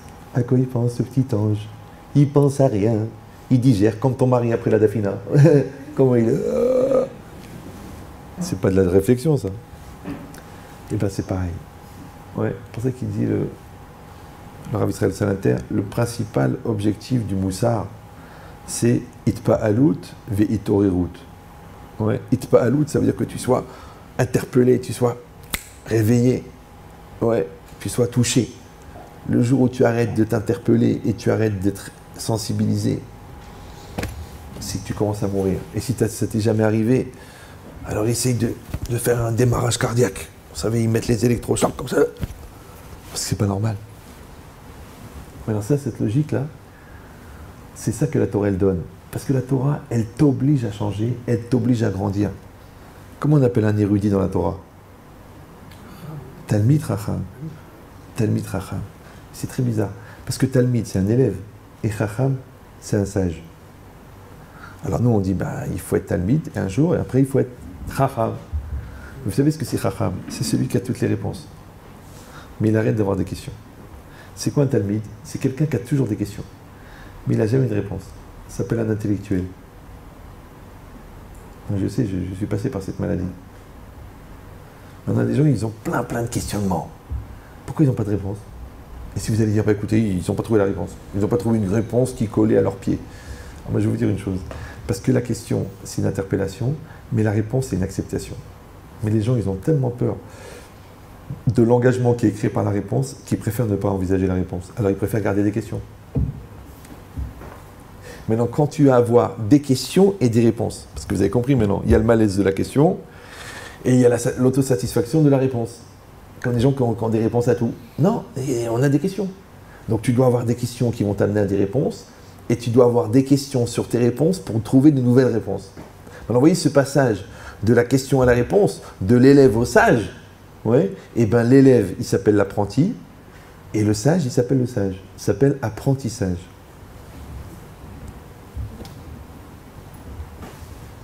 C'est pas un jeu de mots. L'apprentissage, c'est ça. L'apprentissage, c'est pas quelqu'un qui fait un apprentissage et après, grâce à Dieu, maintenant il est sage. Non, non, non. Toute ta vie, tu es en apprentissage. Parce que la Torah que tu étudies aujourd'hui, elle répond aux questions d'aujourd'hui. Mais les questions que tu auras dans 10 ans, pour y répondre, il faut que tu répondes avec la Torah que tu vas étudier en 10 ans. Et aujourd'hui, on a une question avec dans notre couple, on va en parler aujourd'hui. Mais demain, on a une question avec notre enfant. Ça ne peut pas servir la réponse qu'on avait dans notre couple. Il faut qu'on rediscute le sujet et qu'ensemble on soit en conformité et que moi je t'amène l'éclairage masculin et que toi tu m'amènes l'éclairage féminin et ensemble on va trouver une solution pour l'enfant. Parce que comme on a créé un outil, un réceptacle d'intervention divine dans le shalom, Hachem il va nous donner l'inspiration pour qu'on trouve les mots. Moi je vais être trop direct, toi tu vas me dire chérie il faut arrondir les angles, après je vais dire moi c'est moi qui commence, après toi c'est toi qui arrange et on va fonctionner ensemble. Maintenant pour qu'on arrive à faire ça, il faut qu'on rediscute le sujet. Et bien comme tu rediscutes le sujet de l'enfant, donc tu vois que les réponses de l'époque ne sont pas valables aujourd'hui, ouais, Et bien ça s'appelle Imshamua Tishmar. La même Gemara, tu l'étudies aujourd'hui, tu l'étudies dans 10 ans, c'est pas la même. Pourtant tu dis je la connais, écoute je la connais. Mais toi t'as changé toi. Donc c'est quoi la vie? C'est un aller-retour entre la Torah et la vie. La Torah, la vie. J'étudie, je vis. J'étudie, je vis. Maintenant, des fois, je vis, ça me pose des questions, je vais les trouver dans l'étude. Et des fois, je vis l'étude et la Torah, elle m'envoie de quoi mettre en application l'étude. Donc les épreuves, ils vont être en fonction de la connaissance. Et la réponse à tes épreuves, elles sont dans la connaissance. C'est une fusion perpétuelle. C'est pour ça qu'un homme, il étudie toute sa vie. Mais les gens qui arrêtent d'étudier, ben d'un seul coup, ils disent, tu sais, la prière n'a pas le même goût. C'est bizarre. Alors que c'est marqué que tout celui qui s'écarte de l'étude, même sa prière devient dégoût. Les gens qui arrêtent d'étudier leur couple, eh ben, ils tombent dans une maladie, que les goïms ils appellent la routine. Le bonheur est ailleurs. Change de crémière. Ouais. Les gens qui ne s'occupent pas de leurs enfants, ils les trouvent lourds. Les gens qui ne s'investissent pas dans leur business, ils disent j'ai envie de faire autre chose. Tout est pareil, c'est tout pareil. C'est-à-dire que la vie, c'est un apprentissage perpétuel. C'est pour ça que des fois, quand les gens me demandent une bracha, je les vois comme ça tout excités dans leur recherche de la vérité, je leur dis que Dieu, il préserve votre soif au-delà du fait qu'il vous donne des réponses. Parce que des fois, les gens, ils ont des réponses, mais ils n'ont plus soif. Et quand on n'a plus soif, qui c'est qui peut boire sans soif? Et qui c'est qui peut étudier sans curiosité? Et qui c'est qui peut aimer sans amour? Donc débrouille-toi pour continuer à rester amoureux. Et le reste, ça viendra tout seul. Et débrouille-toi pour rester curieux. Et tu verras qu'il n'y a rien qui est nul. Ouais. Et débrouille-toi pour rester en interpellation. Et tu verras que tout est intéressant. Alors la vie, elle est belle. Comme des gens, ils ont 90 ans, ils vont au magasin tous les jours. Je dis, mais pourquoi tu vas au magasin, papy? Va te détendre. Il me dit, qu'est-ce que je fasse? Je vais boire un café, encore un café, encore un café. Je vais au magasin, je parle avec la cliente, et je discute avec le vendeur, et il me la fait à 50, je lui dis, je la veux à 30. Mais t'as 90 ans. Eh ben j'ai 90 ans. Tu vois, les gens, non. Ils attendent 60 ans. 60 ans, ils arrêtent tout. 60 ans, ils arrêtent. 61, l'arthrose. 62, blocage de la colonne. 63, problème sanguin. 64, hypertension. Je comprends pas, le mec, il avait une santé de fer, il n'a jamais vu un médecin. En 3 ans, il est devenu un cadavre. Des grabataires. Parce que la machine, elle s'est arrêtée. N'arrête jamais la machine, n'arrête pas la machine. L'autre, il avait 104 ans, il s'est levé un matin, il est mort. Il était là, à 103 ans, il était là, à 102 ans, il était là. Et ben on va rajouter une aile dans la synagogue, et tiens, on lance l'écriture du Sefer Torah, et on va créer cet orphelinat à 102 ans. Et l'autre, à 24 ans, il est blasé. J'ai envie de rien. J'ai vu Deauville, j'ai vu Phuket, j'ai vu l'île Maurice. Qu'est-ce que tu veux que je fasse? J'ai tout fumé, j'ai tout bu, j'ai tout goûté. Les hommes, les femmes, les chiens. Qu'est-ce que tu veux qu'il m'arrive? Essaye d'arriver au bout de Rabbi Akiva Eiger. Essaye de finir tous les pirouchim du Gaon de Vilna sur le Sifra des Sniuta. Et quand tu arriveras à la fin, on commencera à parler de toi. La Torah, elle est infinie. C'est pour ça que tu vois des tzadikim, à 95 ans, ils ont une pêche. À 103 ans, ils ont la voiture électrique pour aller au Beth Midrash. Ouais. Et l'autre, il vient de finir son doctorat de philosophie. Tu lui dis un mot de philo, il vomit. Je comprends pas que tu es un philosophe, non? Je vais me déchirer à la bière. Je vais partir une année sabbatique en Inde pour aller me ressourcer. Et l'autre, 102 ans, tout le chasse dans la tête. Tu dis qui c'est le vieux, qui c'est le jeune? Qui c'est le rfif, qui c'est le lourd? Donc toi, tu parles que le type, quand il est serviteur d'Hachem, il est un esclave. C'est lui l'esclave. Mais toi, t'es quoi, toi? Alors, regardez l'histoire. Les bénis d'Israël sont sortis d'Égypte. Quand ils sont sortis d'Égypte, Hachem leur a dit, bon, je vous ai sorti d'Égypte. Vous avez compris qu'est-ce que ça veut dire? Les bénis d'Israël ont dit, écoute, on ne sait pas comment te remercier, parce qu'imagine le déporté d'Auschwitz quand il voit le soldat russe qui ouvre les portes d'Auschwitz. Quand l'autre, il voit le soldat américain qui le libère. Il n'y croyait même plus. Comment il sait pas, il dit qu'est-ce que je vais faire? Moi j'ai vu des vidéos, le gars 80 ans après, enfin 70 ans après, il retrouve le soldat américain qui l'a sorti du camp, ils pleurent tous les deux, comme si ça s'était passé la veille. C'est incroyable. C'est deux vieux, comme ça ils sont tous les deux sur une chaise roulante, et l'autre il lui embrasse la main, il lui a dit c'est toi qui m'as sorti du camp.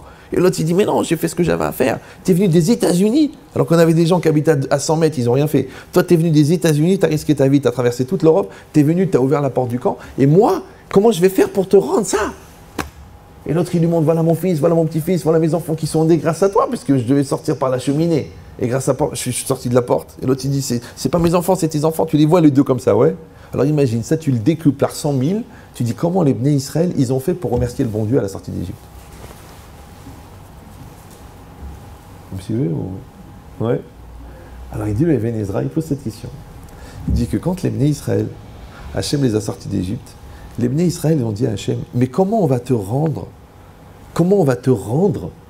le cadeau que tu nous as sorti d'Égypte? Alors Hachem, il a répondu, il a dit, si vraiment vous voulez me rendre ce que je vous ai fait, prenez sur vous la Torah et les mitzvot, accomplissez la Torah et les mitzvot. D'accord? Les Bnei Israël, ils ont dit, ok, c'est tout, c'est tout. D'ailleurs, on dit en français, quelqu'un qui t'a sauvé la vie, qu'est-ce qu'on dit? Je suis votre serviteur. Ma vie vous appartient. Donc les Bnei Israël, Hachem leur a sauvé la vie, il leur a donné la liberté, donc leur liberté, elle appartient à Dieu. Ça va? Alors qu'est-ce qu'ils vont dire les polémistes? Ils vont dire, mais alors attends, je ne comprends pas. Tu sors d'un esclavage pour entrer dans un autre esclavage? Tu étais esclave en Égypte, maintenant tu es esclave de Dieu. C'est comme les gens qui croient qu'en se mariant, ils sortent de l'esclavage des parents. Mais là, tu avais 2 mètres, maintenant tu n'en as plus qu'un. Et c'est pas forcément que c'est par amour. Donc les gens qui se marient pour fuir le stress de la maison parentale, c'est comme les gens qui vont rentrer à l'Yeshiva pour sortir du stress de l'école. Mais la Yeshiva, c'est pire que l'école. C'est plus stressant encore. C'est pour ça qu'il ne faut jamais aller quelque part en fuyant quelque part. Il faut aller quelque part parce que tu veux aller quelque part. Il ne faut pas aller quelque part parce que tu fuis. C'est comme les gens qui font l'Aliyah parce qu'ils fuient la France. Non, il faut venir en Israël. Il ne faut pas fuir la France. Parce que quand tu fuis quelque part, tu as le visage tourné vers ce que tu fuis. Mais tu as le dos tourné vers là où tu vas. C'est pour ça que les gens, tu les vois en France, tu dis oui, je pars en Israël, et tu les trouves à Miami. Je me dis, qu'est-ce que vous foutez là, vous? Oui, c'est à cause de la langue. Pourquoi tu parles anglais? Non. Comment ils sont arrivés à Miami? Je crois qu'ils partent en Israël. Parce qu'ils ne sont pas partis en Israël. Ils ont fui la France. Et quand tu fuis, tu ne sais pas où tu vas. La preuve, c'est que tu te retrouves là, pas forcément là où tu disais que tu voulais aller. Donc quand on va quelque part, il faut aller quelque part. Il ne faut pas fuir quelque part pour se retrouver ailleurs. Parce que là où tu vas te retrouver, peut-être tu ne vas pas être là, tu ne vas pas être aussi content que tu croyais que ça allait être. Oh, mais c'est pas comme je pensais, c'est pas comme je pensais. Mais tu pensais rien, tu pensais juste à quitter tes parents. Tu pensais juste à quitter l'école. Tu n'as pas pensé que le travail, c'était des responsabilités, que c'était des stress, Tu as juste pensé, j'en ai marre des interros, j'en ai marre des horaires. Maintenant, les horaires, 6 h du matin, les échéances, c'est pas à la fin de l'année le bac. C'est tous les mois le loyer. Et l'URSSAF, et les chèques, et les trucs, et les employés, et les stress, et les engueulades, et tu passes ta journée à faire du psycho et du social au lieu de faire du business parce que tu as des problèmes de prud'homme. C'est pour ça que tu as quitté l'école. Alors je vous donne le secret. Quand tu vas quelque part, et que tu regardes là où tu vas, donc tu vas réussir, parce que tu mets tes yeux et ta tête là où tu vas. Mais quand ta tête, elle est dans ce que tu fuis, donc ta tête, elle n'est pas dans là où tu vas. Donc après, tu te sens inadapté. Après, tu dis, mais qu'est-ce que je fous là? Mais qu'est-ce qui m'a pris? Mais comment j'ai pu arriver dans une situation pareille? Mais j'ai pas réfléchi, mais j'étais une gamine, j'étais un gamin, j'étais inconscient, j'étais bête, j'étais lourd. Non, t'étais juste pas orienté. Tourne ta tête, voilà. Voilà. Tu vois l'objectif? Va là-bas. Ben, c'est exactement pareil. Les Bnei Israël, oui, ils étaient esclaves en Égypte. D'un seul coup, ils sont devenus esclaves de Dieu. Alors, ils passent d'un esclavage à l'autre. Alors, je vous donne l'image. Il y a des parents très gentils, très équilibrés, ils ont éduqué leur garçon. Ils l'ont éduqué, grâce à Dieu, il a fait des bonnes écoles, il a fait 1 ou 2 ans d'Yeshiva, après il a fait l'école d'ingénieur, après il a créé sa société, et maintenant, Baruch Hashem, il gagne ses 262 000 € par mois. Il est bien. Et grâce à Dieu, maintenant, il vient de racheter Microsoft, et il va voir ses parents, il dit, voilà, papa et maman, j'ai fait une audit, j'ai employé une audit familiale, ça s'appelle. Ils ont calculé tout ce que vous avez dépensé pour moi. durant ces 23 ans jusqu'à mon mariage. Et j'ai vu que ça a coûté 358 000 €. Donc voilà le chèque de 358 000 €. Si ça ne vous dérange pas, je vous paye pour ce que vous avez dépensé pour moi. Le père et la mère, ils se regardent. Parce que chez les goïms, c'est 120 000 €. Mais chez nous, il y a l'école juive et le cachère, ça fait 358 000. D'accord. Donc, les parents, ils se regardent comme ça, ils regardent le chèque. Ils disent à l'enfant, j'ai pas compris, qu'est-ce que tu fais là? Tu payes quoi? Ben voilà, tout l'argent que vous avez dépensé, je sais que vous êtes sacrifié, je sais que vous avez pris sur vous, je sais que toi, tu as fait des heures supplémentaires, toi, maman, tu as fait des ménages pour que je puisse finir médecine. Alors voilà, je te rends les 358 000 €. On a tout calculé, ne vous en faites pas, vous pouvez vérifier, tout est précis, tout est... Et le père, il dit, mais chas shalom, mais on t'a fait par amour. Et quand tu es né, tu étais une lumière dans notre vie, et tout ce qu'on t'a donné, on n'a jamais calculé. On ne t'a pas vendu une prestation pour que toi, tu viennes et tu la payes. Et si tu la payes, t'as payé quoi? T'as payé les vergetures de ta mère? T'as payé l'accouchement? T'as payé les stress? T'as payé les fois où j'avais envie de te casser la tête parce que tu mentais, parce que tu trichais, parce que tu redoublais, parce que tu foutais rien à l'école? T'as payé les nerfs qu'on avait dans ta crise d'adolescence? T'as payé les peurs qu'on a eues quand t'es parti 6 mois avec Christine? T'as payé tout ça? Qu'est-ce que t'as payé? T'as payé le papier de toilette? T'as payé les steaks que t'as mangés? Qu'est-ce que t'as payé? T'as rien payé. Donc ne paye rien. Alors il dit, comment je vais faire pour vous rembourser? Bon esprit, tu vois, pas tous, mais presque. Alors la réponse, elle est la même réponse qu'un jour, mon Rav, il m'a fait. Un jour, j'ai été voir mon Rav, je lui ai dit, Rav, écoute, je profite tellement de ma Torah, je grandis tellement de ma Torah, j'évolue tellement de ma Torah, je vis tellement de ma Torah, comment je vais faire pour vous rembourser? Vous êtes venus tous les jours, vous avez fait cours, avec le mal de dos, avec la sciatique, avec les problèmes cardiaques, avec la fatigue, avec les nerfs, avec les problèmes financiers. Tous les jours, vous m'avez fait cours pendant 15 ans. Et moi, grâce à ça, bon, Hachem, j'ai un petit peu de chorma. Alors, comment je peux vous rembourser? Et quelle réponse il m'a donnée? Il m'a dit, un élève n'a jamais besoin de rembourser son Rav à partir du moment où l'élève il est à la hauteur de l'enseignement qu'il a reçu. C'est pareil. Les parents, s'ils voient que leur fils est un type bien, est un tzaddik, et qu'il est équilibré, et qu'il est autonome, et qu'il est respectable et respectueux, il dit on est largement payé pour les dépenses. Mais si c'est un vrai pauvre type, un vrai nul, un vrai déséquilibré mental, même s'il va te donner 3 millions d'euros, tu crois que ça va t'effacer la peine d'avoir mis un pauvre type dans le monde? Donc ça veut dire que les choses de valeur ne se payent pas. Tout ce qui n'a pas de valeur, on paye très cher. Et moins ça a de valeur, plus on paye. Mais dès que tu mets de l'argent, ça perd la valeur.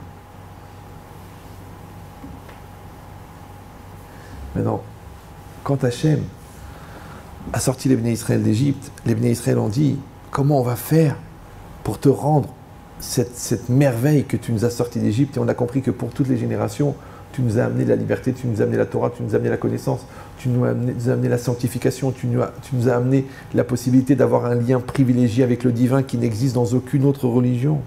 Comment on va rembourser tout ça? Hachem, il leur a dit, si vous voulez me rembourser, faites les mitzvot. Ça va? Super. Maintenant, le Ben Ezra, il dit, bon, ok, c'est très joli, kol hakavod, merci beaucoup. Mais il pose la question, il dit, mais je ne comprends pas, les mitzvot, elles sont au profit de qui? Elles sont au profit d'Hachem ou au profit de l'homme? Elles sont au profit de l'homme. Donc Hachem, il a dit, si vous voulez me rembourser le bien que je vous ai fait, faites-vous du bien. Mais c'est compliqué ça. C'est comme si quelqu'un t'invite un Shabbat. Qu'est-ce que tu fais? Tu achètes une belle bouteille à 100 €, pas un titre, une belle bouteille à 100 €, et tu l'amènes. Et quand tu l'amènes, tu dis, bon, je vous ai amené ça, merci beaucoup pour l'invitation, je vous ai amené une bouteille de vin. Après, à table, tu ouvres la bouteille et tu la bois. Et tu la bois, et tu la bois, tu la bois tout seul. Et à chaque fois que le mec il va servir, tu dis, oh. Donc tu amènes le vin, tu bois le vin. Et bien c'est exactement pareil. Hachem, il a dit, vous voulez me remercier pour le bien que je vous ai fait? Faites les mitzvot. Tu dis, mais les mitzvot, elles sont pour nous. Donc en fait, pour me faire du bien, faites-vous du bien. Comme les parents. Si les parents, ils voient que tu es équilibré, ils voient que tu es heureux, c'est le meilleur plaisir. Ils voient que tu es gentil avec ta femme, ils voient que tu es honnête, ils voient que tu fais les mitzvot. Mais le père, il est content. Mais qu'est-ce qu'il s'en fout? Tu lui as acheté une Breitling et tu l'as emmené sur ton yacht. Qu'est-ce qu'il s'en fout? Et si tu vois que tu es un malade, que tu es un brel et que tu es homo, il est content que tu lui offres des cadeaux. C'est pas un cadeau, ça. Ouais. Donc, qu'est-ce qui est marqué ici? Ici, c'est marqué une chose incroyable. C'est que Hachem, pour rembourser Hachem de ce qu'Hachem nous a donné, on doit faire ce qu'il nous a ordonné. Alors maintenant, il se pose une question, et après je vous laisse tranquille, pendant au moins 7-8 mois. Vous savez, en français, il y a un mot qu'on n'utilise plus aujourd'hui. Je ne sais pas pourquoi, parce qu'on est devenu une société tellement égoïste. C'est qu'avant, quand quelqu'un me faisait du bien, alors je lui donnais quelque chose, et l'autre il me disait, vous savez, vous n'êtes pas obligé. Je dis, non, je suis votre obligé. Vous connaissez cette expression? Je suis votre obligé. Écoutez, je suis votre obligé. D'accord? Maintenant, écoutez bien, c'est très bizarre que dans le langage de je suis votre obligé, il n'y a pas la connotation péjorative de l'obligation. C'est bizarre, non? Ça va?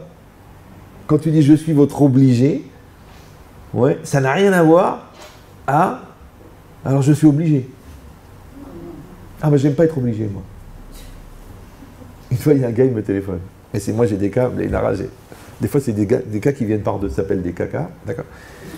Et le gars, il m'appelle, c'est un Marseillais d'ailleurs. Il me téléphone. Il me dit alors, Chétrit, j'ai des gros problèmes de couple, ma femme, elle n'a pas coupé de cordon avec sa mère, elle me saoule, elle est fatigante, il faut lui parler, il dit, je vous la passe. Les gens, ils disent. Bon, moi, je prends le téléphone, la femme, elle vient. Allô? Je dis oui. Allô? Je dis, quel âge avez-vous? Elle me dit 26 ans. Je dis, mais vous êtes fatigué? Elle dit, ben j'ai accouché hier. Ah bon? Le premier? Non, le 7e. Ah bon? Vous pouvez me repasser votre mari? Je dis oui. Je dis, écoute-moi bien, jeune Rahman. Je vais venir avec un couteau, je vais te découper en lanières de tes finines, puisque tu es religieux. Je dis, mais t'es fou, une femme, elle vient d'accoucher de la veille, et tu lui fais de la shalom bayit, et tu lui fais des nerfs, et tu lui fais genre, tu dois couper le cordon ombilical. Il me dit, ben, il n'y a pas de jour pour régler ça, c'est un truc fondamental, ça nous pourrit la vie, c'est normal. Je dis, mais t'es CON ou tu te forces? Je t'ai fatigué. Mais elle a accouché, ta femme. Elle est fatiguée. En plus de ça, que normalement, toi, tu dois être en train d'embrasser, de lécher les murs d'ici jusqu'à la gare Saint-Charles pour la remercier qu'elle t'a mis un enfant au monde, alors qu'elle, elle n'a pas de mise à avoir des enfants et c'est toi qui as une mise-va, mais que tu utilises son corps à elle pour que toi, tu fasses la mise-va d'avoir un bébé. Et tu trouves, non seulement, tu n'arrives pas à te retenir de lui faire des reproches, mais en plus de ça, tu trouves la force de ne pas la remercier. Parce que combien il faut être dans le mépris de la reconnaissance pour être capable de remercier, de critiquer au lieu de remercier. Moi, je vous donne un secret. Hein. Les gens qui sont occupés à dire merci, ils n'ont pas le temps de faire la gueule. Les gens qui sont occupés à voir les qualités, ils ne peuvent pas voir les défauts.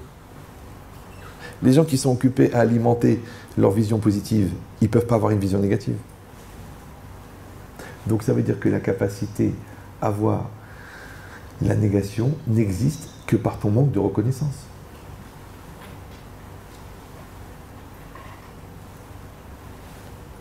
Vous me suivez ou non?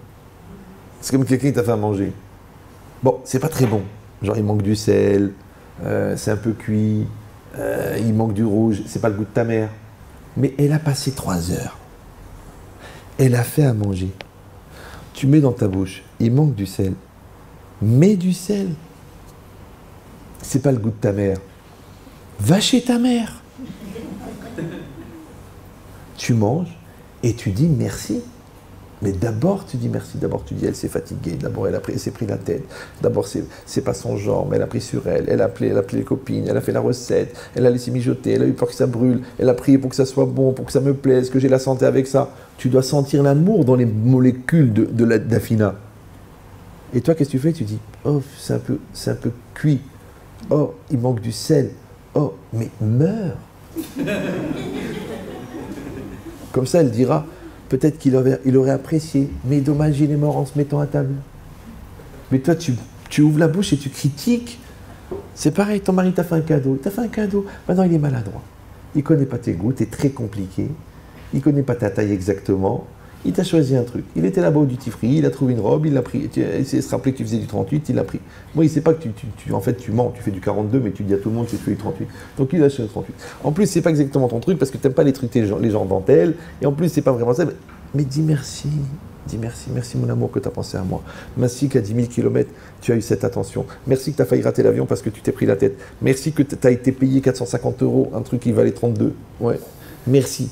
D'abord, tu dis merci et après, tu critiques. Et à la limite, je te dis, quand tu auras fini de dire merci et tu vois le sourire de la personne, tu dis, je ne vais pas critiquer, je suis con ou quoi? Je ne vais pas critiquer maintenant. Eh bien, je te dis, toi, si tu vois la bonté d'Hachem, comment tu fais pour critiquer ta vie? Donc je te dis que la critique, elle vient du manque de Hakarat-Hatov. C'est pour ça que les gens ils tombent malades. Ah, j'ai mal ici, ah, c'est pas ce que je pensais, ah, la boutique est mal placée, ah, l'enfant, je suis déçu, ah, il a eu 18, il n'a pas eu 20, ah, elle est trop mince, elle est trop grosse, elle est trop maigre, elle n'a pas de poitrine, elle n'a pas de cheveux, elle est frisée, elle est crépue, elle est... Arrête, arrête, arrête. Le seul défaut de ton conjoint, c'est qu'il te ressemble. C'est son seul défaut. Donc c'est pour ça que les gens qui ne s'aiment pas, ils n'aiment pas les gens qui sont en face d'eux. Mais les gens qui s'aiment, ils aiment tout le monde. Va t'aimer un peu, va t'aimer. Au lieu de vomir la négation que tes parents t'ont fait rentrer. Parce que t'es bête, parce que t'es un incapable, parce que t'es nul, parce que t'es pas à la hauteur, parce que t'as pas les notes comme le petit Cohen. Donc toute la négation qui t'ont fait rentrer, tu la ressors. Maintenant, tu as deux solutions. Soit tu la perpétues et elle passe d'une génération à l'autre, soit tu arrêtes la perpétuation de la négation et toi, tu prends ce combustible de ta négation pour en faire l'énergie de ton positivisme. Et bien c'est ça ce qu'ils ont fait les bénis Israël. Ils ont pris le 100% esclave d'Égypte pour devenir à 100% des serviteurs de Dieu. Mais si en Égypte, ils avaient été à mi-temps, esclaves à mi-temps, eh bien en sortant, ils auraient dit, eh bien, il faut un petit peu pour nous, un petit peu pour le bon Dieu. Mais là-bas, ils savaient ce que c'était être 100% esclave. Donc, ils ont trouvé normal de se consacrer entièrement à Dieu. Ça va? Et le bon Dieu, qu'est-ce qu'il leur dit? Il leur dit, mais occupez-vous de vous. Dans la Torah. La Torah, elle te dit, mais c'est une mitzvah de t'occuper de ta famille. C'est une mitzvah de bien manger. Fais le Birkat Amazon, mais mange bien. Fais-toi plaisir, va en vacances. Achète une belle maison. Vas-y. La Torah, elle te dit. C'est compris ou non? C'est-à-dire que toi, tu dis, mais moi, j'ai pas besoin. Moi, je veux que faire plaisir au bon Dieu. Le bon Dieu dit, ok. Eh bien, fais-toi plaisir. Ça me fait plaisir que tu te fasses plaisir. Et moi, je vais m'occuper que tu as la slara dans le magasin. Et moi, je vais m'occuper que tu as une femme qui est belle. Et moi, je vais m'occuper qu'en même temps que tes enfants, ils ont un QI extraordinaire, en même temps, ils sont beaux. Pourquoi je vais les faire moches? Je vais te les faire beaux. Et c'est en plus, c'était pas nécessaire. Je me dis, mais non, on n'a pas besoin. Mais le bon Dieu te le donne. C'est-à-dire que c'est incroyable. C'est-à-dire que quand toi, tu as tout sacrifié pour lui, il t'a donné même ce que tu lui as pas demandé. Mais quand tu as sacrifié la spiritualité pour la matérialité, même la matérialité, tu l'as pas. Parce que finalement, l'argent, il a un goût amer. Les gens qui sont autour de toi, c'est tous des gratteurs. La superficialité fait que tes enfants sont des gratteurs, ils sont pas investis, ils n'ont aucune maturité.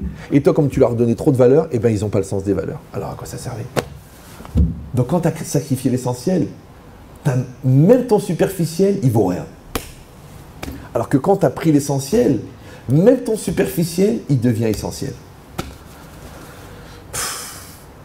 Ça s'appelle prendre le risque. C'est pour ça que les placements risqués rapportent plus que les placements non risqués. Pourquoi tu as des placements à 32% et des placements à 1%? 1% garanti. C'est l'écureuil. Tu vas chez l'écureuil, la caisse d'épargne, ils te préviennent depuis le départ. Tu vas avoir les noisettes. Et à la fin de l'année, tu comprends pourquoi ça s'appelle un livret A. Parce que quand tu vois ce que ça rapporte, tu dis ah. Maintenant, si tu es un peu dans la finance, tu sais que la banque, elle prend 32, elle prend 33, elle prend 34, elle prend 38% de bénéfices sur ton argent. Et quand elle te donne 1%, elle te dit je fais le maximum pour l'indexer à l'augmentation d'un prix de la vie. Et elle donne une Aston Martin à chacun de ses traders en prime d'année, à part les salaires. Et toi, tu espères pouvoir t'acheter un café. Blinéder. Tu dis, je vais prendre une espresso, ils l'ont mis à 49. Si Dieu veut, je vais avoir les capsules. Et l'autre, il achète une Aston Martin en cadeau. Je ne sais pas si vous comprenez. Moi, j'ai vu ça des traders à l'époque. Moi, aujourd'hui, c'est très dur. Mais quand c'était la belle époque, le mec, il donnait une Aston Martin par vendeur, par trader. Mais il a 500 traders. Ça, c'est le trader. Alors, combien il prend le chef de secteur et combien il prend le patron de Morgan pour que les traders, ils prennent une Aston Martin chacun. Et vous savez combien ça coûte une Aston Martin? C'est... Non, eh ben la clé de l'Aston Martin, c'est la Peugeot. Quand tu achètes une Peugeot, c'est la clé de l'Aston Martin. Tu dis, je vais changer la clé. Elle me suis acheté une Peugeot. C'est mieux pour vous parce que la Peugeot, c'est le prix de l'Aston Martin. D'accord? Enfin, la clé de la Peugeot, la clé de l'Aston Martin. Donc, qu'est-ce que ça veut dire? Ça veut dire à Botaï que celui qui te dit que la Torah, elle est lourde et qu'elle est contraignante et que le Shabbat, il sort tard et que la sniout c'est difficile, et que la cacheroute c'est compliqué, et que la Goya elle est plus gentille, et que le Shabbat ça tombe samedi. Oui, j'ai remarqué. D'abord, c'est numéro 1, c'est qu'il n'a pas étudié, et numéro 2, c'est qu'il n'a pas vu la grandeur et la beauté. Parce que celui qui voit la beauté, la grandeur et la puissance de la Torah, mais c'est même pas une obligation, mais c'est un mérite. Vous vous rendez compte que moi j'ai des goïms qui m'appellent pour me dire est-ce que j'ai le droit d'implorer le mérite de Rabbi Meir Balanès? Je suis catholique, est-ce que j'ai le droit d'allumer une veilleuse pour Rabbi Meir? Est-ce que j'ai le droit de faire le Shabbat? J'ai compris l'importance du Shabbat. Est-ce que j'ai le droit de mettre tes téfilines? Le goy. Et le fudge, laisse-moi tranquille avec tes con. C'est de la folie. D'ailleurs, j'ai compris pourquoi la loi travail, elle a été votée par ce qui va être en fin de compte la plus grosse connerie de tout le septennat. C'est la loi Khomri d'ailleurs. Je crois que c'est la plus grosse Khomri qu'ils ont fait. Hein. Non, c'est Khomri. Il faut bien prononcer, sinon ça pourrait être mal interprété. Mais c'est ça l'idée. L'idée c'est qu'au fond, on est égoïste. Au fond, on est paresseux. Au fond, on est lourd. Ouais. On croit que c'est une question d'intellect, une question d'émotionnel, une question de culture, une question de naissance. J'ai pas grandi dans ce milieu. Mais tout ça, c'est faux. Parce que le gars, il ne peut pas être plus loin que ça. Le mec, il est né en Bretagne. Son père et sa mère, Jean-Michel Delacroix et Jean-Marie, et Anne-Marie Delacroix, ouais. Et le mec, il a compris la grandeur, il a vu la profondeur, il a vu la puissance. Il en rêve, il dit, je rêve de faire la Brit Mila. Quand aurais-je le mérite d'aller au mikvé? Peut-être que je ferai partie de l'ombre du parfum, de l'espoir, de la poubelle du juif. Comme ça, il parle. Et toi, que tu es né juif, ouais, que tes parents sont juifs, que tes grands-parents, ils étaient des rabbinim à Marrakech, ouais, ou à Beyrouth. Et toi, tu fais le difficile, tu dis, ouais, mais quand même, le pain, ça manque à Pessah. C'est vrai. Puis les tefilines, c'est dangereux, tu peux t'étrangler. Mais il ne faut pas les mettre autour du cou. Ah, je savais pas. C'est ça le problème. C'est qu'en fait, tout ça, c'est un problème de la Karatatov. C'est un problème de reconnaissance. Et Akaratatov, c'est ce que ça veut dire Akaratatov? Vous parlez l'hébreu, non? C'est quoi Akaratatov? De? Non, ça c'est la traduction, ça. J'ai pas fait 4000 km pour faire un ulpan. Le Tov, dans la Torah, pour les redoublants, le Tov, ça veut pas dire le bien, c'est une erreur. Le Tov, ça veut dire le complet. Maintenant, on sait que dans la vie, il y a du bien et du mal. Et on sait que c'est le sel qui fait ressortir le goût du sucre dans la tarte aux fraises. Ouais. Et on sait que c'est cette petite jalousie du mari qui prouve au fond compte son amour. Ouais. Et on sait que cette petite ironie, ça veut dire que j'ai envie de t'interpeller pour que tu viennes répondre à ma question. Parce que donc on sait que le bien et le mal, c'est du Tov. Et on sait que tout fait partie d'un choix qui s'appelle le Tov. Et on sait que tout amène vers le Tov. Et on sait que Gamzoul est Tova. Donc le Tov, c'est pas reconnaître le bien, c'est reconnaître que le bien et le mal, ils font partie du Tov. C'est pour ça que quand tu te maries, on te dit tu es marié pour le meilleur et pour le pire. Alors les gens ils disent Chas v'shalom simsilenu, mais il y a Brel. Cette grossesse difficile, elle a fait qu'on a aimé encore plus le bébé. Cette fragilité que tu as eue en perdant ton père, ça fait que moi je me suis beaucoup plus solidarisé de toi et c'est comme ça qu'on s'est rapprochés. Donc toi tu croyais que c'était le deuil de ton père. Pour toi c'était le deuil de ton père, mais pour notre couple c'était l'occasion de se rapprocher. Donc c'était pour le Tov. Le jour où tu vas comprendre que le Tov et le Ra, ils font partie du Tov, c'est ça, Akaratatov. Mais comme les gens, ils traduisent Akaratatov comme le Tov, donc ils reconnaissent que le bien, donc le mal de la situation, il les dérange. Et tu sais comment on appelle la lecture du mal de la situation malgré qu'il y a du bien? Oui, mais. Ah, c'était des bonnes vacances, mais il pleuvait. Tu dis, écoute mon amour, j'ai loué l'hôtel, j'ai amené de la cache-route de Caracas, on l'a fait livrer là-bas sur cette île là-bas, d'accord? On a pris 82 personnes qui sont occupées pour nous dans une île personnelle. Mais il a plu, je ne pouvais pas acheter le ciel. Ok mon amour, mais il pleuvait quand même. Eh bien on n'a qu'à danser sous la pluie. Vous suivez ou non? C'est qu'un jour, si Dieu veut, tu vas te soigner. Et c'est dur, hein. Je peux vous dire que moi, ça fait à peu près 15 ans que j'essaie de me soigner de ça, c'est pas facile. Qu'il n'y a plus de mais. Il n'y a plus de mais. Il n'y a pas de mais. Il y a oui, il n'y a pas de mais. Il y a même des gens qui disent oui pour pouvoir dire mais. D'accord? Il faut un compliment pour pouvoir critiquer. Il faut un effort pour pouvoir ensuite faire du chantage. Il faut un cadeau pour te faire après une dépendance. Pourquoi?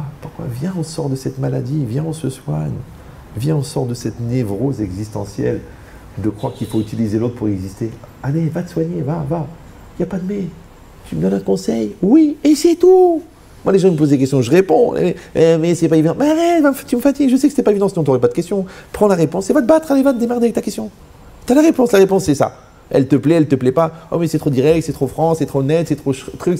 C'est ça la vérité, j'ai pas le temps, moi. Il y a encore 40 personnes qui attendent. Tu me poses des questions, je te donne la réponse.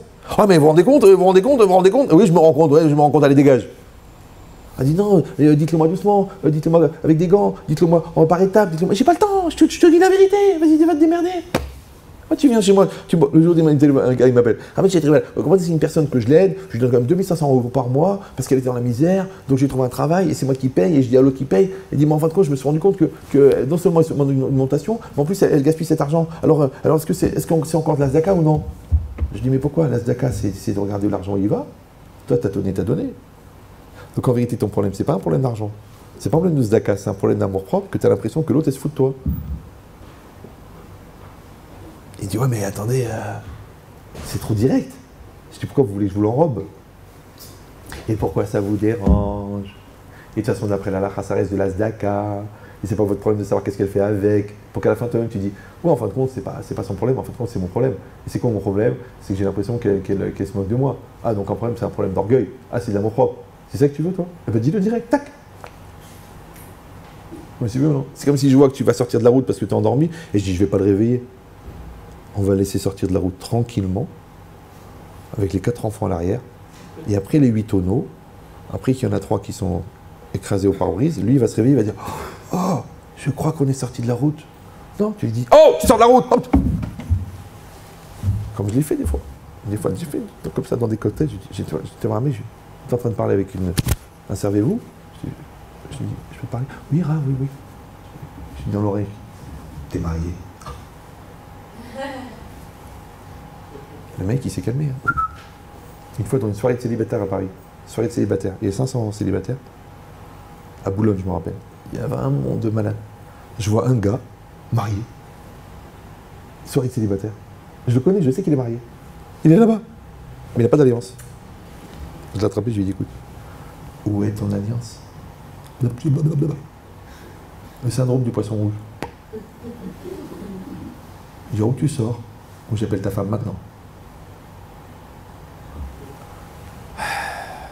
Il dit, ouais, vous êtes trop direct, faut laisser le libre arbitre. Pourquoi allumer la lumière sans enlever le libre arbitre? Moi je vous dis, tout ça, c'est pas un problème de connaissance, c'est pas un problème de Yetzer Hara, c'est pas un problème que j'ai pas grandi dans ce milieu, c'est pas un problème que je me suis pas investi, c'est un problème de manque de reconnaissance. C'est tout.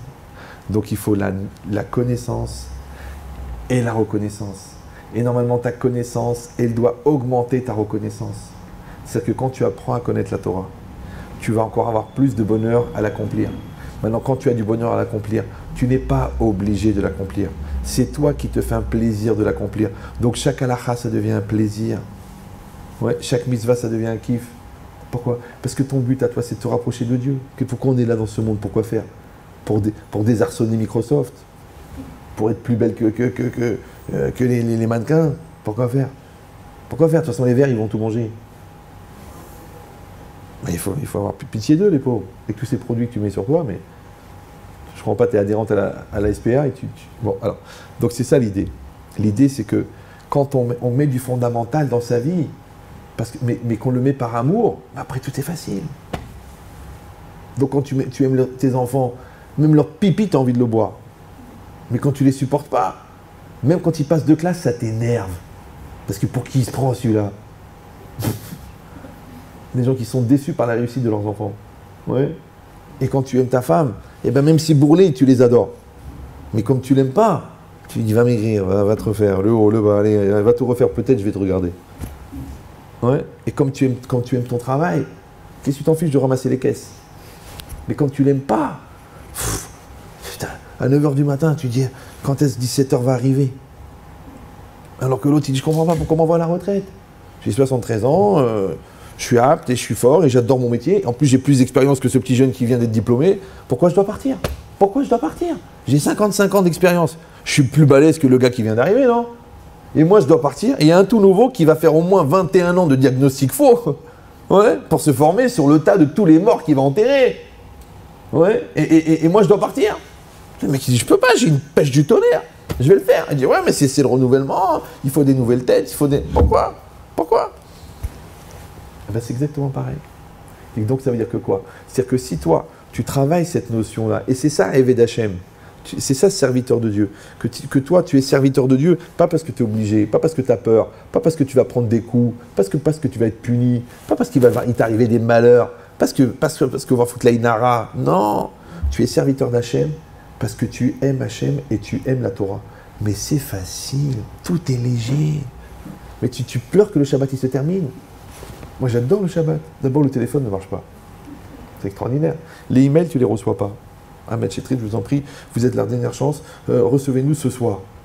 Non, j'ai pas envie de mourir ce soir. Je suis déjà mort cet après-midi avec un couple pendant 6 heures. J'ai pas envie de remourir ce soir. J'aurais dit vous êtes la dernière chance. Ne me dis pas ça, ça me fait des brûlures. Les gens ils font rien pendant 15 ans, après ils te disent c'est à vous de nous sauver. C'est incroyable. D'accord? Ils éduquent leurs gosses comme des chevaux. Après, ils disent, vous allez le sortir de la coke. Pourquoi je vais sortir de la coke? Peut-être c'est la seule solution qu'il a trouvée pour échapper à ta lourdeur. Et c'est ça l'idée. L'idée, c'est que les gens, en fin de compte, ils voudraient que tu sois mature à leur place. Mais chacun d'entre nous, encore une fois, s'il voit la beauté que la vie lui a donnée, s'il voit la beauté que Hachem lui a donnée, s'il voit la beauté que la Torah lui a donnée, mais tout est léger. Pourquoi? Mais parce que le poids de la valise dépend de la motivation que tu mets à la portée. Donc est-ce que 40 kg de diamants et 40 kg de cailloux, ça pèse le même poids? Ça pèse 40 kg? Non. Parce que s'ils t'appartiennent les 40 kg, si tu les prends d'ici jusqu'à Ashdod à pied, ils t'appartiennent. Les 40 kg de cailloux, ils sont très lourds. Et les 40 kg de diamants, ils sont très légers. Et si tu prends ton bébé et tu dois le porter pendant 8 jours pour le sortir du Guatemala, où vous étiez captifs tous les deux, ton fils il est léger. Et si je te dis, tu peux garder mon fils pendant une demi-heure? Et si je te dis, prends-le, je ne sais pas quand est-ce que je vais revenir. Ça va pas la tête, non? Alors pourquoi? Parce que ton fils, tu fais un avec lui. Donc tu le portes. Alors que le mien, tu fais deux. Donc tu le supportes. Et aimer, c'est faire un. Donc à chaque fois que tu aimes quelque chose, la chose, elle fait partie de toi. Donc elle est légère. Mais à chaque fois que tu fais pas un avec quelque chose parce que tu ne l'aimes pas, la chose, elle est lourde. Donc c'est à nous de décider si on veut porter la vie ou on veut supporter la vie. Si on veut porter la Torah ou si on veut supporter la Torah. Si on veut porter l'autre ou si on veut supporter l'autre. Ouais. Même le temps, quand il fait chaud. Toi, tu fais la gueule parce qu'il fait chaud. Viens à Paris, il pleut tous les jours. Tu sors ici, tu arrives tu sors de l'avion, tu vois cet air chaud là. Waouh! Mais t'es content. Non. Alors les gens ici, ils râlent parce qu'il fait chaud. Après, ils rentrent à Paris, ils râlent parce qu'il pleut. En fin de compte, rien que tu râles. Tu dis non, il pleut, tu sais quoi, je vais danser. Danser, tu danses. Vous l'avez jamais fait ça? Moi, je l'ai fait quand j'étais jeune homme. Il le connaît, c'est mon cousin. Quand il pleuvait, je dansais sous la pluie, moi. Moi, je l'ai fait comme dans le film. Pas parce que je voyais des films. Parce que j'ai dit, il pleut, je vais pas faire la gueule parce qu'il pleut. Il pleut et je danse quand il pleut. C'est comme ça qu'il faut bien. Voilà, qu'Hachem nous aide, notre Hachem, qu'on ait ce regard positif et qu'on continue à évoluer dans la Torah. Alors, je ne sais pas du tout à quelle heure j'ai commencé, je ne sais pas si j'ai dépassé le temps, il est 11h moins quart. 9h10, j'ai commencé à 9h. 9h10 oh, c'est bien ça, vous avez mangé là. Ça va? Vous avez mangé? Vous pouvez faire boire des fachottes? Bon, on fera vite, si vous voulez, mais pas le Homer. C'est pas grave.